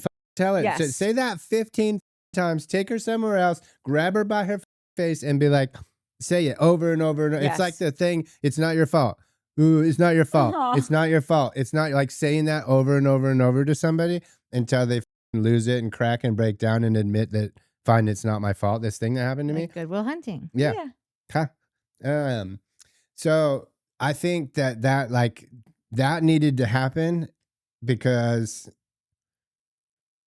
she just doesn't like, I think whether it's evolved or not, I think that she's truly like, I'm out. Like, that's what I was like. I don't think he brings up the girlfriend that much. I also don't think she does nothing. Like, I wouldn't have gone to Santa Barbara if I was her, but like, she doesn't instigate anything. She sits on the other end of the table. It seems like she's just trying to be like, Yes. I can be here, you can be down there. We don't like the thing. This he is was my like, dance space. This is your dance space. yeah, when he was like, "Oh, I expected it to be like all this shit." Like, well, it would have been, you dumb Yeah. motherfucker, if you just kept your mouth shut and hung out with your Yes. boys. Like, you're the problem, dude. You're the one always starting shit. She's boring as hell. We don't even know who she is. So just shut up and let her be, and then everything will be fine. Yes. The same, like, oh, we wouldn't see this Jesse if he broke up with her. I don't think we would see her if he, like, she's only reacting to him. I'm not saying she's good at it at all, but I don't think she's like, at one point I was like, oh, both these people are dicks and they're both trying to get at each other. I don't know if I'm 100% on that anymore. I think Jesse's being a dick. He's so hurt by this thing. Yep. Again, I'm not saying that this is how you react to pain, but it is how some people do it. And I think that she checked out long ago. You don't have an affair on your husband or your wife if you're not checked out, right? Yeah. So she's been checked out for a minute. He talked her back in. She probably regrets that. She's now with a dude that seemingly is making her happy. I think if somebody came up and was like, okay, here's the deal. This is what we're going to do with Isabella. You guys are never speaking to each other again. She would be like, thank God. whoo, finally. And she'd take it, be shoo, shoo, shoo, and be done. And he would probably cry about it. But like, I think she's out. So I agree with you. she needs to say, you can't talk to me. You have no access to me. We're done. Because of your actions, you are now out of my. Yeah. I don't think that has anything to do with her, how evolved she is. I think the second that he does that, she'll be like, hey, Jess, how's it going? I don't think so. Watch and see. I think she hates him. I think she wants to be able to exist in a space with him where her head doesn't want to explode. Yeah, And I don't think that even. no, because they Like, I work think together. No, I think she hates him. hold on, let me finish, because I think she hates him. I think that if she never, I think I said this earlier in the episode, like if she never had to see him again, it would be too soon. But because they work together, because they share a child together, I think right now she's like, if we could just, like, if I could do the child pass off and not have to speak to you, if we're at work and every time you open your mouth, it's not, I'm going to move that hand so it doesn't, he's Jesse right now. Every time, like you open your mouth, it's not some weird sideways, statement trying to hurt me or get some reaction out of me. I think she would be thrilled with that. Just let me exist and stop beating up on me. You're a bully, dude. Yeah. And I do, to what you were saying, which is when Nia and her were talking after the argument. I'm wondering if now what Nia said at the vineyard, what you were just saying, I wonder if that sunk into her when she said he no longer gets access to you. When they were talking, it was like a bookend thing. I wonder if it did hit her where she's like, okay, I get what you were saying. Like, I am done. And I hope to God she is. So. Yeah. I think she would very much like to be left alone by him right now. I just don't think, I think that once that he is totally cool and is not harassing her anymore, I just have this gut feeling that she is going to have withdrawals from it. Listen, I don't agree, because I think, like, not like if it happens, fine, but like I know that's a natural human instinct or whatever. Like the grass is always greener. You want what you can't have. Blah blah blah. That being said, I think once he calms down, right, which will happen, he'll just go back to Jesse, which is what she fell out of love with. Yeah. It's what she didn't even like that first night. He charmed her. He's funny. Maybe like you like they can fuck. Like that seems to be a thing that used to happen. But like, so all that's going to happen is she's just going to see old Jesse that she fell out of love with. And then she's just going to be at that point, probably officially confident in her decision to have left. I'm with you. And is now whatever happens with Aaron. And like, but that'll be the moment that I think like, I think I made the right decision, And then maybe when Aaron takes her to Paris or Capri, she'll have a little like, the first time I came it was here. better with Jesse. That dude is straight rebound. That dude is not going to keep her well, attention I for don't too know. long. I don't know, because he was clearly the catalyst in her leaving. A catalyst. Okay. You know what I think about She just had an option. Like it's when you have an option, it's a lot easier to leave. No, I know. So then you think that she was kind of having an emotional affair with Aaron before. I do now. Okay. Just judging by the way that they're having these conversations where like he keeps bringing up the cheating and then she'll be like, yeah, I told you that I kissed someone. And he goes, so you didn't bang him. And she'll cut him off, or she'll freak out, or she'll whatever. I think she did sleep with someone. I think that Jesse has lured her in to be like, just tell me what happened. we'll leave it on the field. And so I think that he has gotten her to admit to things and then only to like use them against she her. said Like, that she in the said after show. She totally was like, no. but like even for the that she slept with the guy. No, she just said, I told him I had an affair. She was like, it was at the end of our relationship. Yeah. I kissed someone. I deeply regret it. I wish I could take it back. But we had an agreement that we're not talking about it on the show because we have a child and we don't want her to find out about it this way or whatever. Yeah. And he just nailed it with it, which to me is so dirty. No, it's so gross. It's because so you gross. have a child. But That's why, because you agreed about it. Totally. But even if like, yes, that makes it like obviously indisputable, disgusting, horrific, all the things. But like still, like I still just think that he gets her to admit to things, to cop to things. Her thinking like, is that going like, are we cool now? Will this like appease so like I'll be honest with you, I'll tell you everything. And so I do think that she slept with someone and he knows that and he's trying, but he agreed to say, I'll just say that you guys kissed. Well, like, yes, we're agreeing. We just kissed. we're just gonna, yes. And then he throws it all out the second that like he's not getting whatever he's trying to get from her, like whatever emotion or response he's trying to garner, it's like not working at all. And so he's just like throwing out anything that he can, and like no holds bars, like nothing's off the table. And it's But wait, let me ask you this, because he wasn't supposed to even mention the kiss. He wasn't supposed to mention it at the affair at all.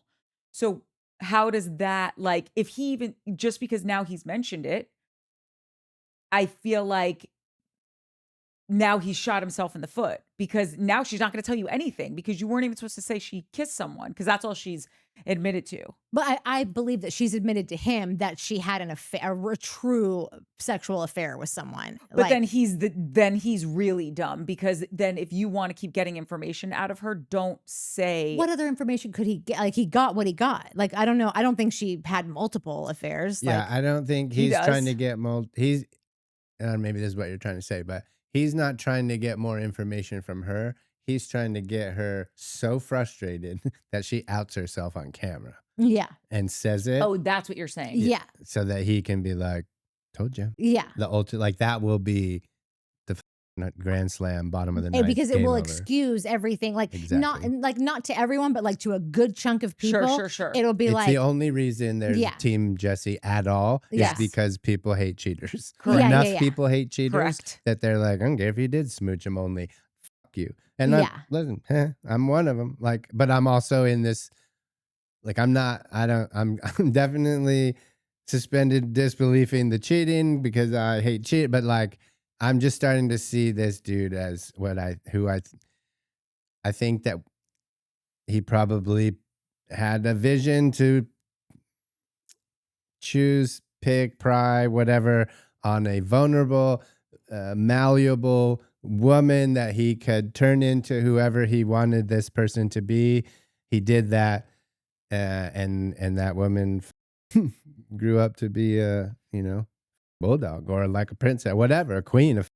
Yeah, cool. No, I'm not putting up with your bullshit anymore. You know what I mean? I do. I don't know. There's this great line from Beverly Hills where Erica Jane, she's getting hammered by everyone because of all the stuff with her divorce from Tom Girardi. And she just said, no. She brings something up about another woman and she goes, because if we're going to talk about Erica, we're going to talk about everybody. Mm-hmm. And that's how I feel with this Jesse Michelle thing. Like, yes, if we're going to talk about Michelle, we're going to talk about everybody. Yeah. Okay? Because I'm not excusing her behavior, but it's like, okay, I'm going to give the Menendez brothers as the example, which is probably a terrible example. We're going to cut together just a Courtney analogies reel of like, no, we're gonna say you're at the mall and you went to the mall, but you bought a pair of pants. Yeah, you know what it's like. By the way, I want you to know, Beverly. as Jay Seals once said, I'm kind of known for my analogies. Yeah, no, You get booked. I do. You get booked for Right. your analogy. Booked and blessed. You were gonna No, but say it's that. like when someone claps back at another person that's been beating the shit out of them for however long. It's like, oh, so now this person's just in jail and they're a horrible person. It's like, but they were getting the shit beat out of them forever. Yeah. So like, yes, this is why they clap back. Like, she was so out of this relationship. She's trying to get out. He's pulling her back in.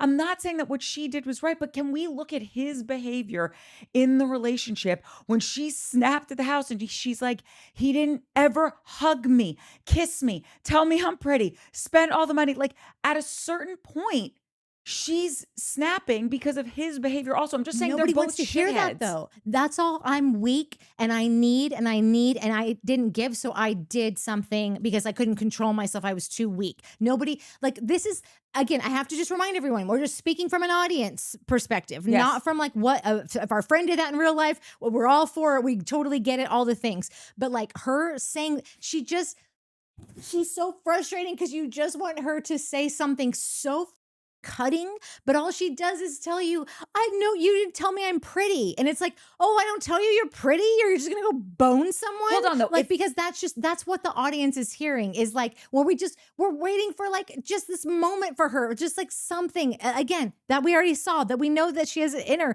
but she's not showing it anymore. And so no, but this guy is the worst. He's the worst. He's the like, worst. Why can't someone just cut him off at the knees? To the white meat.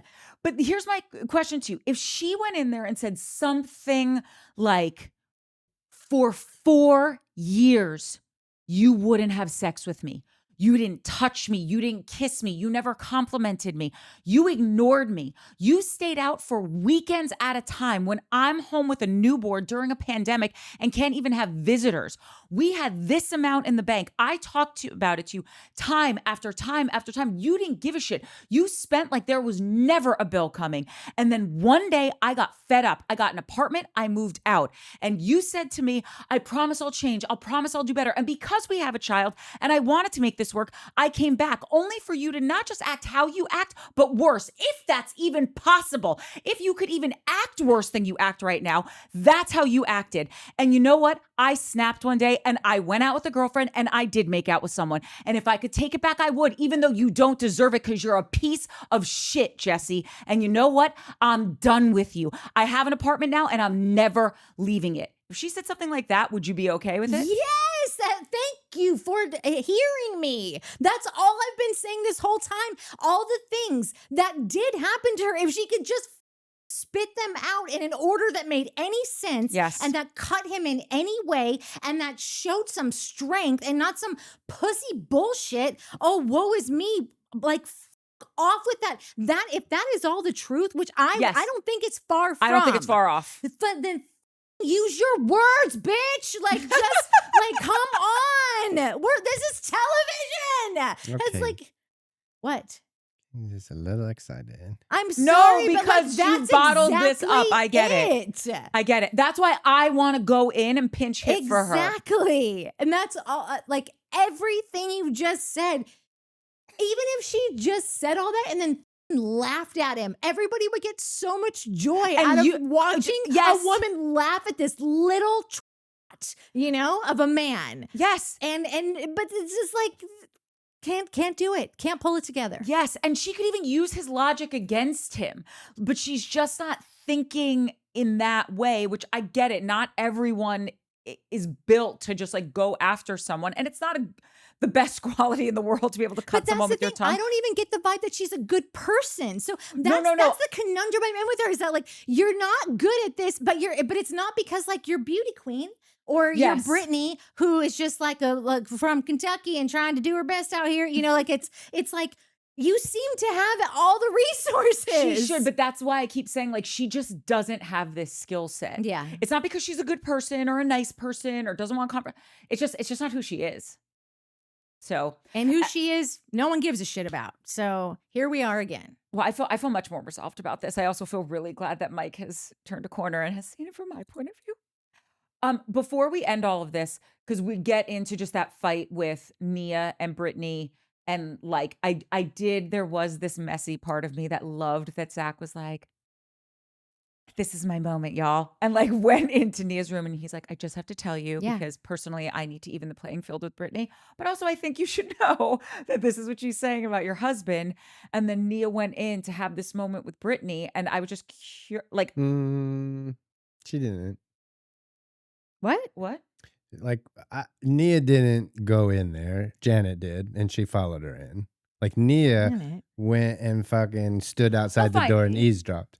No. But that's what she did. No, hold on. She eavesdropped for a minute, and then Janet walked past her and walked in the room. Yeah. I'm not saying she went in there to light her up. Sorry, I didn't mean to say that. I just meant like she went in because she was eavesdropping and heard her say this stuff, and she heard what Jack was saying, and I wanted to know, like, what your thought was. Like, are they doing anything wrong? The bookos of it all. Do you think Brittany has a leg to stand on? No, Brittany was drunk Oh, and Brittany, yeah, no, wanted yeah. some attention, and that's what I was like. And that's when I go back to the perform. Like, Brittany's been doing this for a while. She didn't get any scenes this episode, so like that was her scene. It was such bullshit.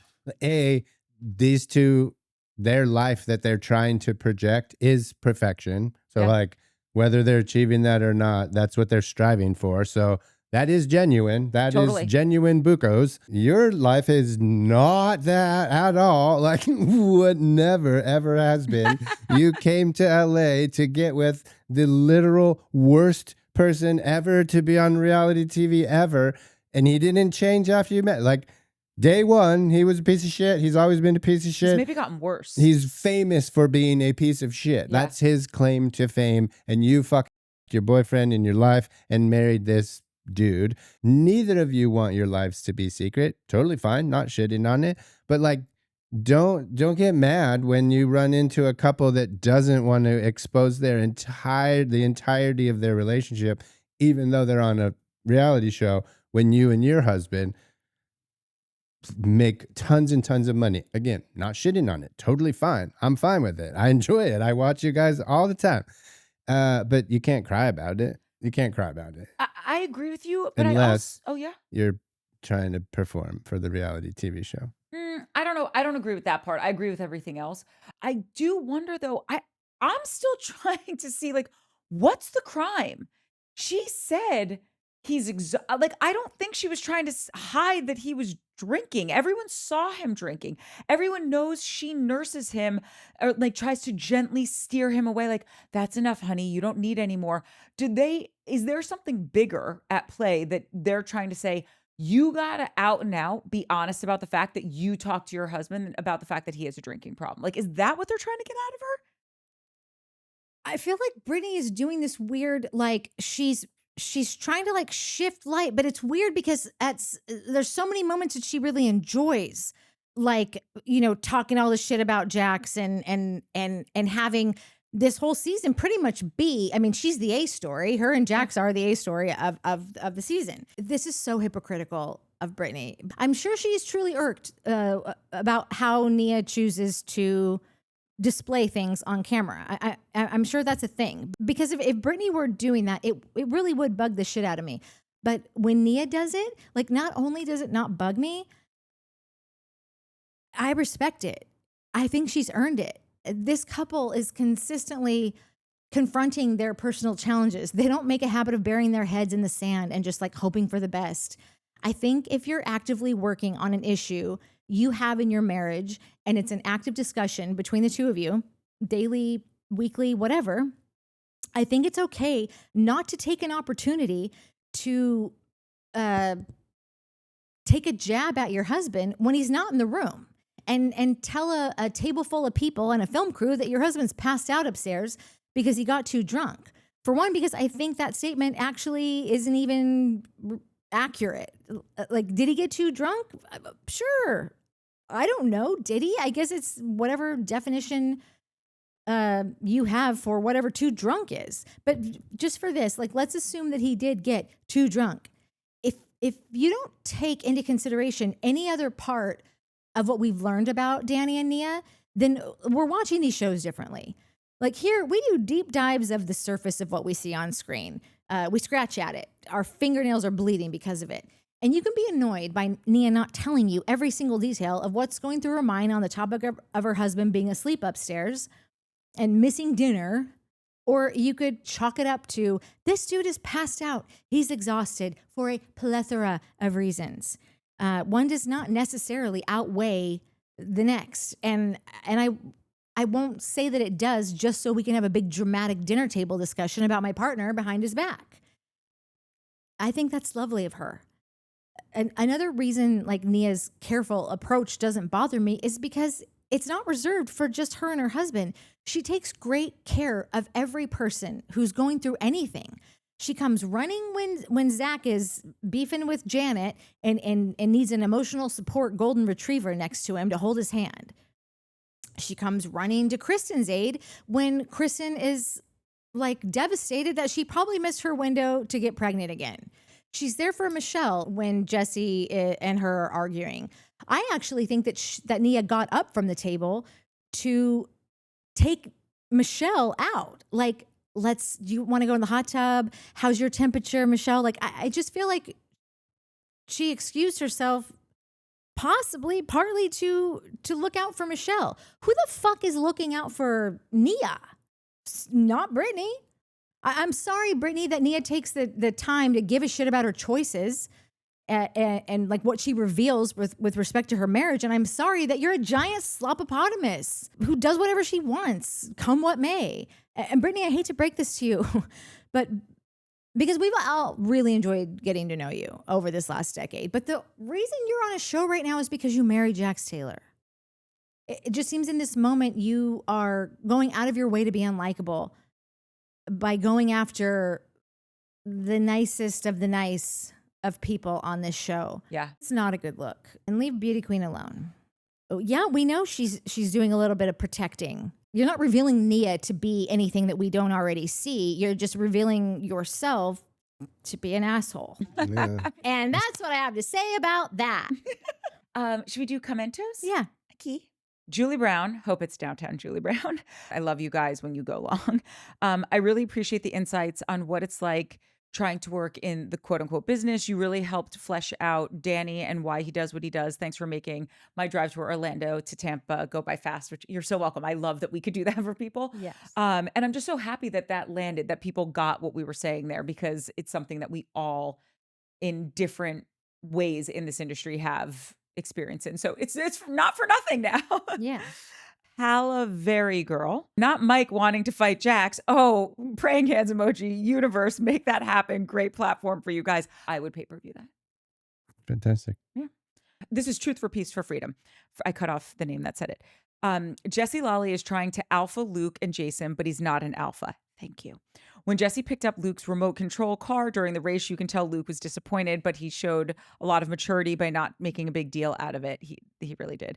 Can you imagine if he did that to Shep Rose and Jesse was arguing with Janet right in front of Jason? If that was a different kind of guy, he probably would have stepped in, but Jason remained quiet. And the way Jesse talked to Jason when he came out of the house to check in on him after he was crying. Wow, wasn't expecting that reaction. This is the part that I really, really loved. I need Dr. Drew to diagnose Jesse. I wonder what he has. It's definitely abnormal behavior. Confidence is quiet. And Jesse is the loudest one in the room. It's said that narcissists are deeply insecure people. And I would actually appreciate a Dr. Drew diagnosis here. If I like Dr. Drew, which I don't. Also, I know, don't think that love was him either. Luke's car. I think it was Kristen's car because Luke got second place in the finale. So Okay, well, Truth for Peace for Freedom. Mike has a note for you. Shannon Fall. He doesn't know anything. Shannon Fall says, I think it's nuts that Jesse thinks he deserves a gold star for not hitting his wife or cheating on her. The bar is in hell. Yeah. That's all I'm saying. Like, if we're going to talk about Erica, we're going to talk about everybody. That's it. That's it. Katie Walling said, Jack's quote unquote rage texts disgusting. Also, Dots are the best pretzels ever. I've had a few people say this to me, and Christina Coca on Instagram DM'd me. She's like, are these the ones? And she couldn't find Dots. So I had to break it to her that they weren't the ones. Oh, God. I know. I was like, but I hope you can find them. And honey mustard. I understand people like what they like, but everybody I think will like the honey mustard. Honey mustard ones. is bananas good. Yeah. I said somebody was like, "Oh, the garlic, the Parmesan garlic," and I was like, "Yeah, no, they're definitely the best." But then I get the honey mustard, and I'm like, "No, these are the best." I and think then so the far, honey cinnamon mustard. sugar, and I'm like, "No, these are the best." Well, They're so- they can be too. They're the best starter and finisher because Yes. you're going to eat the cinnamon sugar for dessert. Yeah. When I was a kid, I would hang out with my friend Jackie, and her mom would make this thing called a junk food salad, which for me, who didn't have junk food in the house, was like, bing, tell me more. And she would make a trail mix before trail mix was a thing, but it wasn't trail mix because it wasn't healthy. Wait, what And- was in it then? Oh, she just put in like the round cheese, like, the cheese balls, Mhm. and then Doritos. And she would put both kinds of Doritos. It was always different because, what she had on hand. But like, it was just all junk food. You never got a nut, a dried fruit in there, which don't get me wrong, I'm a real health food nut, but That's like Karen's party mix on Will and Grace, where she'd go Yes! uppers and downers. You never know what you're gonna get. yes, that was exactly it, but for kids. Jesse also had 2 bottles of Prosecco before the race cars, which was fully daytime. Dude definitely has an issue with his drinking. At the very, very least, he needs to tone it down. I agree with all of that, specifically the jacked rage text with all the question marks and exclamation points. Brittany, if you're watching this, block him. I don't know why it's taking you so long I get it, you have a child with him, but you want to send a message and you want your peace. She would have a completely peaceful weekend if she had blocked him. Joanna Greco. Michelle admitted to the affair, but claims it was when she got her own place and was trying to leave him, but he begged her to give him another chance. And I just think that was a nice little piece of information from Joanne, who I think just realized that we have been talking about her, which cracked me up. That's pretty funny. It was the greatest, and I loved so many of the comments. That was I can't. First of all, does anyone else know a second Joanne Greco? Like, and also there's so many people in our comments that are like, I love Nettie. Nettie, I'm with you. Yes! Like, Nettie is now her own. Nettie's now a part of the show. We have read so many of Nettie's comments that people are like, I'm with Nettie. Yeah. By the way, that Genius. needs to be merch. I'm with Nettie. with Nettie. Yeah, I see you, Nettie. We love you. Yeah, We need to pay her in Dots pretzels or else she's going to go get employed somewhere else. it's true. Debbie Roller, she's the one that said, I think Jesse and Michelle are still in love with each other. They're not done. Johnny Smiles. It's interesting to think Watch What Happens Live was essentially the equivalent of a modern Bravo-style podcast. I used to watch it after VPR every Wednesday night. And it kind of was.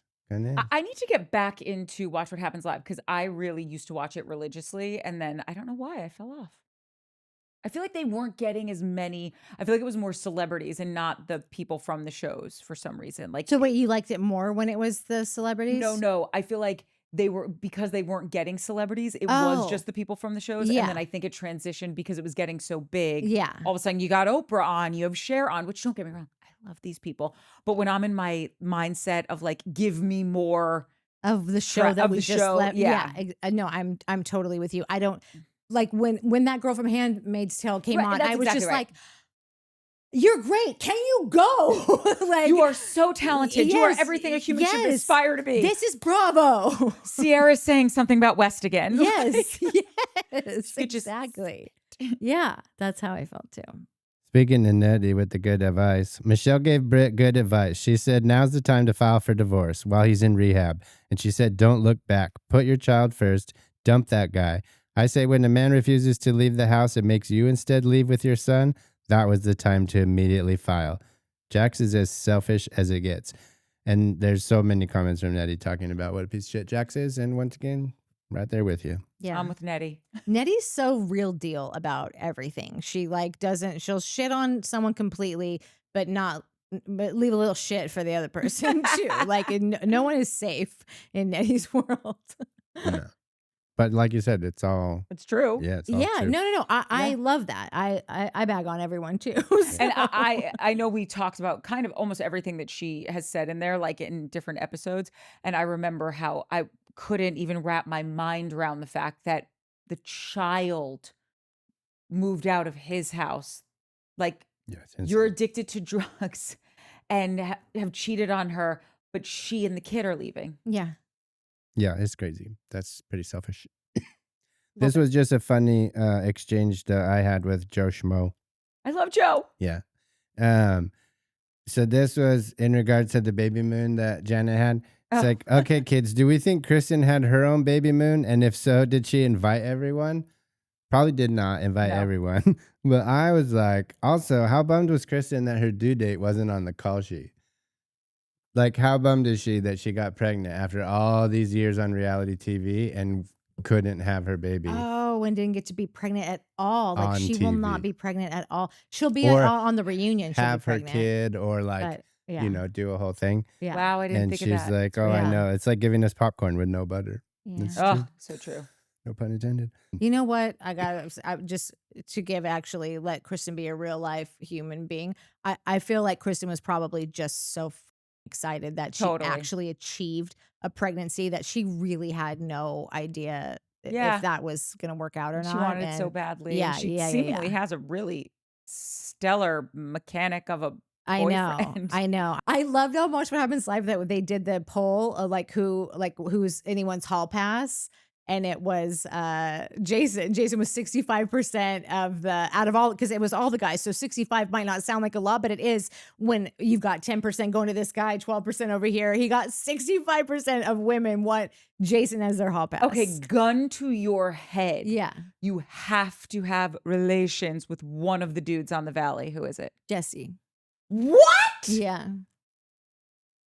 Out of all those other dudes, I mean, like, you don't have to be with them. No, you just have to have sexual relations with them. One time. Like I'm not attracted to Jason. Jax, I would sooner die. You probably Luke, would die. Not at all attracted to. Wait, is Schwartz on the No. Okay. No buco. No. Just not. No, Yeah, like if it's just like, oh, here's a dude and you got to do the deed. I think Jesse's out of all of those dudes. I can't imagine he's the only. I'm not trying to bang Jesse Lally, to be quite clear with That's everyone. the thumbnail. My answer was so quick because I already thought about this because I just watched the freaking thing and I was like, that guy got sick. Who are they? He would be if I thought he was attractive in the slightest. Okay, Mike, who would you gun to your head? You have to sleep with one of the dudes. Who would? And you're a girl. Or you're a guy. I don't care. I'm open. I don't give a shit. Wait, why would you not ask me about the girls? Because the question is the guys. But whose question was this? Mine. It's a weird question. No, it's not. If you It's ask a me weird which question girl to would I be sleep like, with, I wouldn't bang any of those dudes. no, gun, Well, gun to neither your of us, head. None of Then us here would fucking bang any shoot of me in the those. face. Like what? I'm not interested. Like That's coming from the guy that said that Tom His Schwartz hall would be his pass. hall pass. Like, it's just whatever, dude. It's fucking so stupid. one tip I just have for Nia is that like people are always going to be coming for you because for so many reasons, but like you are going to be primed for the pickings. I think it probably is annoying that you won't answer a simple question like, who's your celebrity hall pass? Yes. Because everyone else on that show hangs out with way more celebrities probably than you do, just because like you're a wholesome gal with a husband who is a pseudo celebrity also, you have no whatever. time to hang out anywhere. Yeah, but and you have no home. time. Exactly. Like I think those Vanderpump kids have didn't Sheena like have a threesome with John Mayer and someone else? I think she just hooked up with John Mayer, but she was having an affair with Eddie Cibrian. Oh yeah, that guy. Yeah. To say that her hall pass was Dr. Dre, and then Brock was like, then I see Dr. Dre right behind us, and she's like, I'm gonna go say hi, and he's like, well, great. I guess I've already stamped of approval of this. Right, like that's how you say that's how we gave up on hall passes because I realized it almost happened. Yeah, exactly. Yeah. So Nia, I would just say that like indulge them. Don't say, oh, I just know too many. We don't do that. Just say it. You don't have to fuck them. Like you don't. But like they're just that. I think that could be a part of why they come for her because she just is so perfect and like listen, you shouldn't have to make yourself less perfect for people to like you.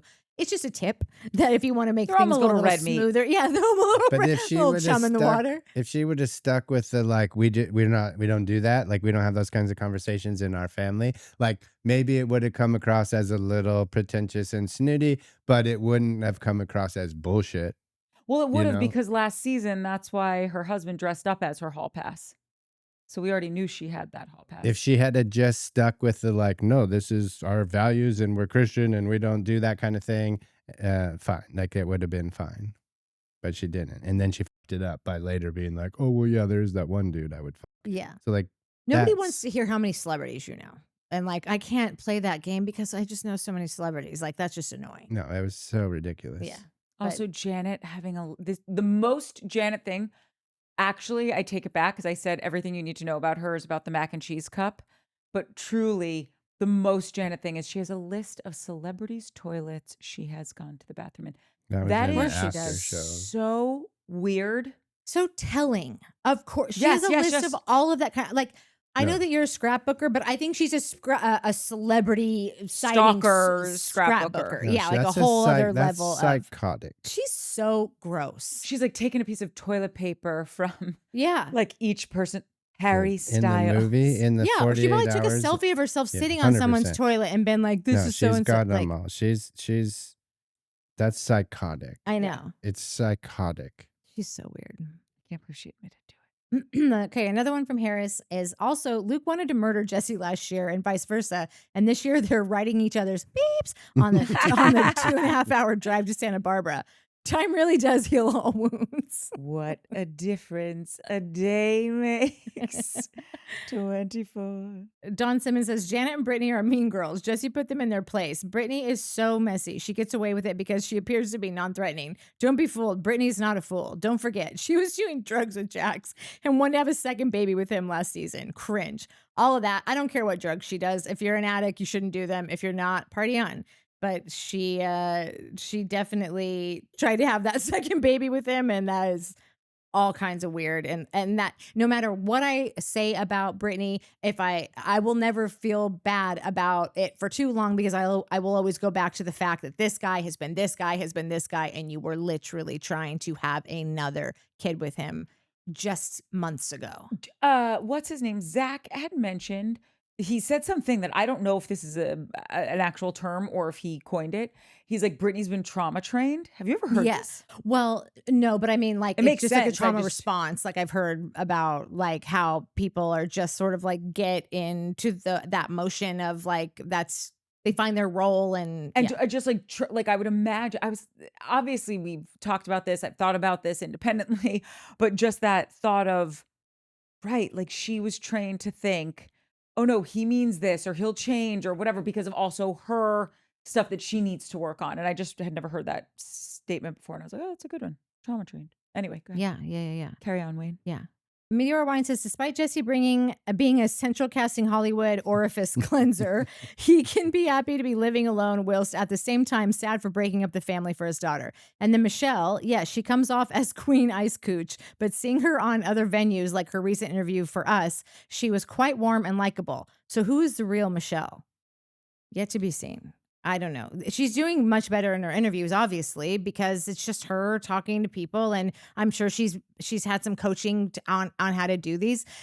I think she could be wondering if she's going to be asked back, so she's doing everything that she can to be. All those things, like high five, like doing all the right things. I still have no idea, like who she really is, what she really wants, what she's about, her hopes and dreams. I don't know. Jenna Toole says, Dawn's are the best pretzels ever, but you can skip the barbecue flavor. It's just not on the level. Yeah, I kind of got that vibe. I was like, I know you did say I that. think I can skip that one. Yeah. She said parm garlic is the winner for her. That's the one. Yeah. But again, then I get a mustard and I'm like, what? I do love the H mustards. Yeah. Oh, they're great. Joanne Greco says, Jesse in his underwear made me want to pull my eyes out. Oh my God. I laughed out loud. How did we not even talk about? Oh, maybe we talked a little bit about it last time. Week. Yeah. Either Brendan or Garrett chimed in and said, not Jesse in the baggy bloomers. They were the baggiest of bloomers. I know. Meanwhile, he's like, I always wear tighty whiteys. Really? No, those I'm are European. baggy bloomers. Ugh. From Massachusetts. It's like Luann. She's like, I'm European. And Bethany's like, you're from Connecticut. Yeah. What are you talking about? Yeah. New European. It's like the London of Beverly Hills in West Hollywood. Like, what are you talking about? That's the name of that hotel.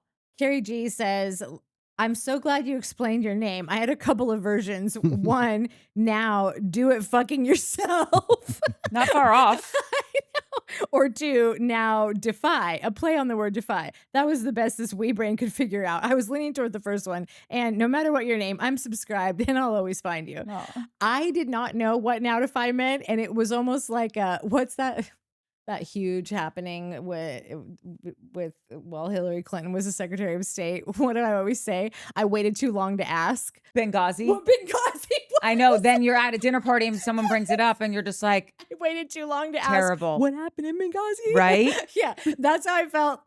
Well, as much as one could about Nautify. Like, I think he told me about it a long time ago. I probably wasn't listening or I didn't remember. And so I was like waiting to kind of him to offer it up again. And it finally happened like several years in. But there was a chunk of probably about 7 years where I was like, It was serendipitous because a part of the story I didn't finish last time or whenever we talked about it was that I was being a little baby and then I come out of being a baby. I know, right? Never happens. And I was just thinking like, dude, suck it up. No one's going to do it for you. And then I was like, that's interesting. And then I don't know why I thought, what is the acronym for no one will do it for you? I wrote it down and then was like, I know it's not how you spell defy, but I was like, oh, now defy? Like, yeah. it's just so serendipitous. Like, no Well, one you're will do also it very for you. Now defiant. What? Right. You're real defiant, big rebel, big devil's advocate, big That's- rebel without a clue. That's why I got it on my shirt. So yeah, it turned out. And listen, I do have to give Travis a little bit of credit because like I've had this name and email forever. And when I spent a few weeks trying to figure out what to call this new endeavor, and I was literally telling Travis like, man, this sucks, man. Nobody's helping. No one's going to do it. I could do all this shit myself. And he's like, So would you say no one will do it for you? literally was like, I think I got an idea for the name of your company. He's like, how about your email? I'm like, ooh, that's a good idea. So Travis, thanks. Thanks for confusing everyone, Trav. Yeah. Just Yeah, kidding. thanks for making it the channel name that we now have to change. Yeah, totally. But I will say that's the second person who's said that now do it yourself.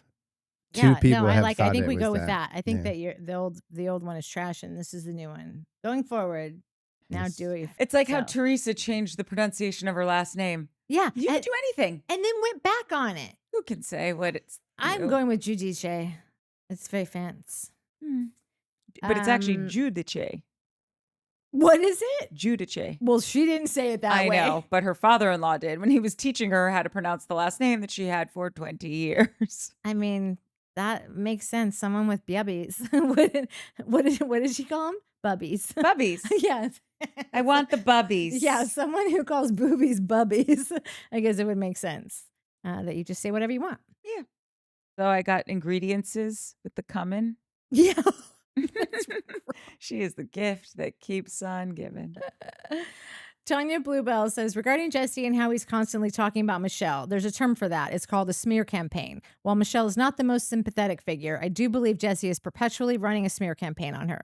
Sometimes it might seem innocuous, the things he says, but he's still laying the groundwork to discredit her and ruin her reputation. I think your take on him, especially Courtney's, is on point. Hold on. I just need to soak it in. It's everything. Sorry, nobody ever agrees with me. I feel like everyone does. Oh no, I feel like, and Courtney, your hair looks pretty, which I love that people think my hair looks pretty. I just think nobody, the words that coming out my mouth are like, shit, bitch, cray. But I like a noodles. I think I replied to that. And then I think this is the same chain. Did I reply to that or you took screen grabs? I just cut and pasted. But I said something about him having, if the real estate thing doesn't work out, he could have a real career in politics. And I think she replied saying that he gives her, she's like, I have no idea about this, but for some reason he gives me Hollywood agent vibes. Yes. And I was like, you know everything about Hollywood agent. It's a different thread, but someone said that. Okay, yeah. So yeah, whoever did nailed it. Like Jesse gives Hollywood agent yeah, vibes? like he's just douchey yeah. agent guy. Yeah. But agent and agent, they're first cousins, like real estate agent and Hollywood agent. Bogey he went from one to another. I'm just saying, it's not like that is true. So many people that are real estate agents used Oh to my work God, in Adam. entertainment agencies. Adam, But our I old would say agent, probably went people from who agent to didn't- agent. Either who Yeah. didn't make it or didn't enjoy being a talent agent or Hollywood agent probably were like, this job sucks. I'm never going to be this guy. I'll go sell houses. Because I don't think a real estate agent is the same vibe as a talent agent. I mean, I think it's They're first cousins. I feel is all I'm like saying. I feel like Bogey was always super into entertainment and was dabbled in writing and like had a hot minute where he was like, I think this could and I read some of his stuff. Like he is great. He's a natural. But Bogey was always like quickly figured out, which so many people can, but still like it's just it's a internal thing. You're either this person or you're not. He was like, or I could just go here and make way more money. And it's kind of, it's Like not guaranteed, now. but it's way more Yeah. guaranteed. But what these idiots And we are never doing. thought about that. As like we were just like, We're dreamers. I'm here to do what I was born to do. You know, I And literally then- said to myself today, I was like, lady, you were born to run your mouth. To myself. I said it to myself getting iced today. I'm unwell. By the way, if anyone's wondering who Bogey is, it's a very dear friend of ours. Yeah, he's so cute. Sometimes we say names around here, and I think people are like, wait, did I hit my head? Did it skip forward? Did I miss something? I'll flash a photo of Bogey up. They're He's probably the just cutest. thinking Real like, oh, that's doll. another thing they call Mike. Oh, Mark. Exactly. Oh, Wait, that's another wow. t-shirt. Mark/Mike/Matt. Maybe I just called him. Oh yeah, It's that's so good. gonna be a shirt. Oh my God, it should be like, hello, my name is Mark/Matt.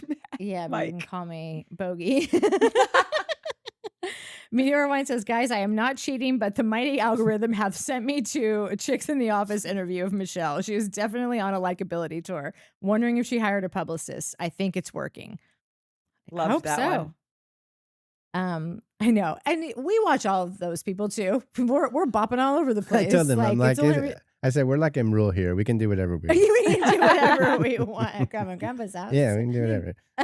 Oh my God, guys, we need to do a show just called Listen, Linda's. Yeah. Because we could do whatever we want here. It's the news. You It's heard our it here, news. We're Linda. journalists. Yeah. And it's brought to you by Linda and Linda.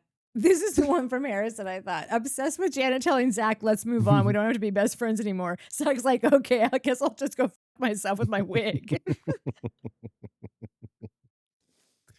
Oh, good That times. Janet started the rumor on.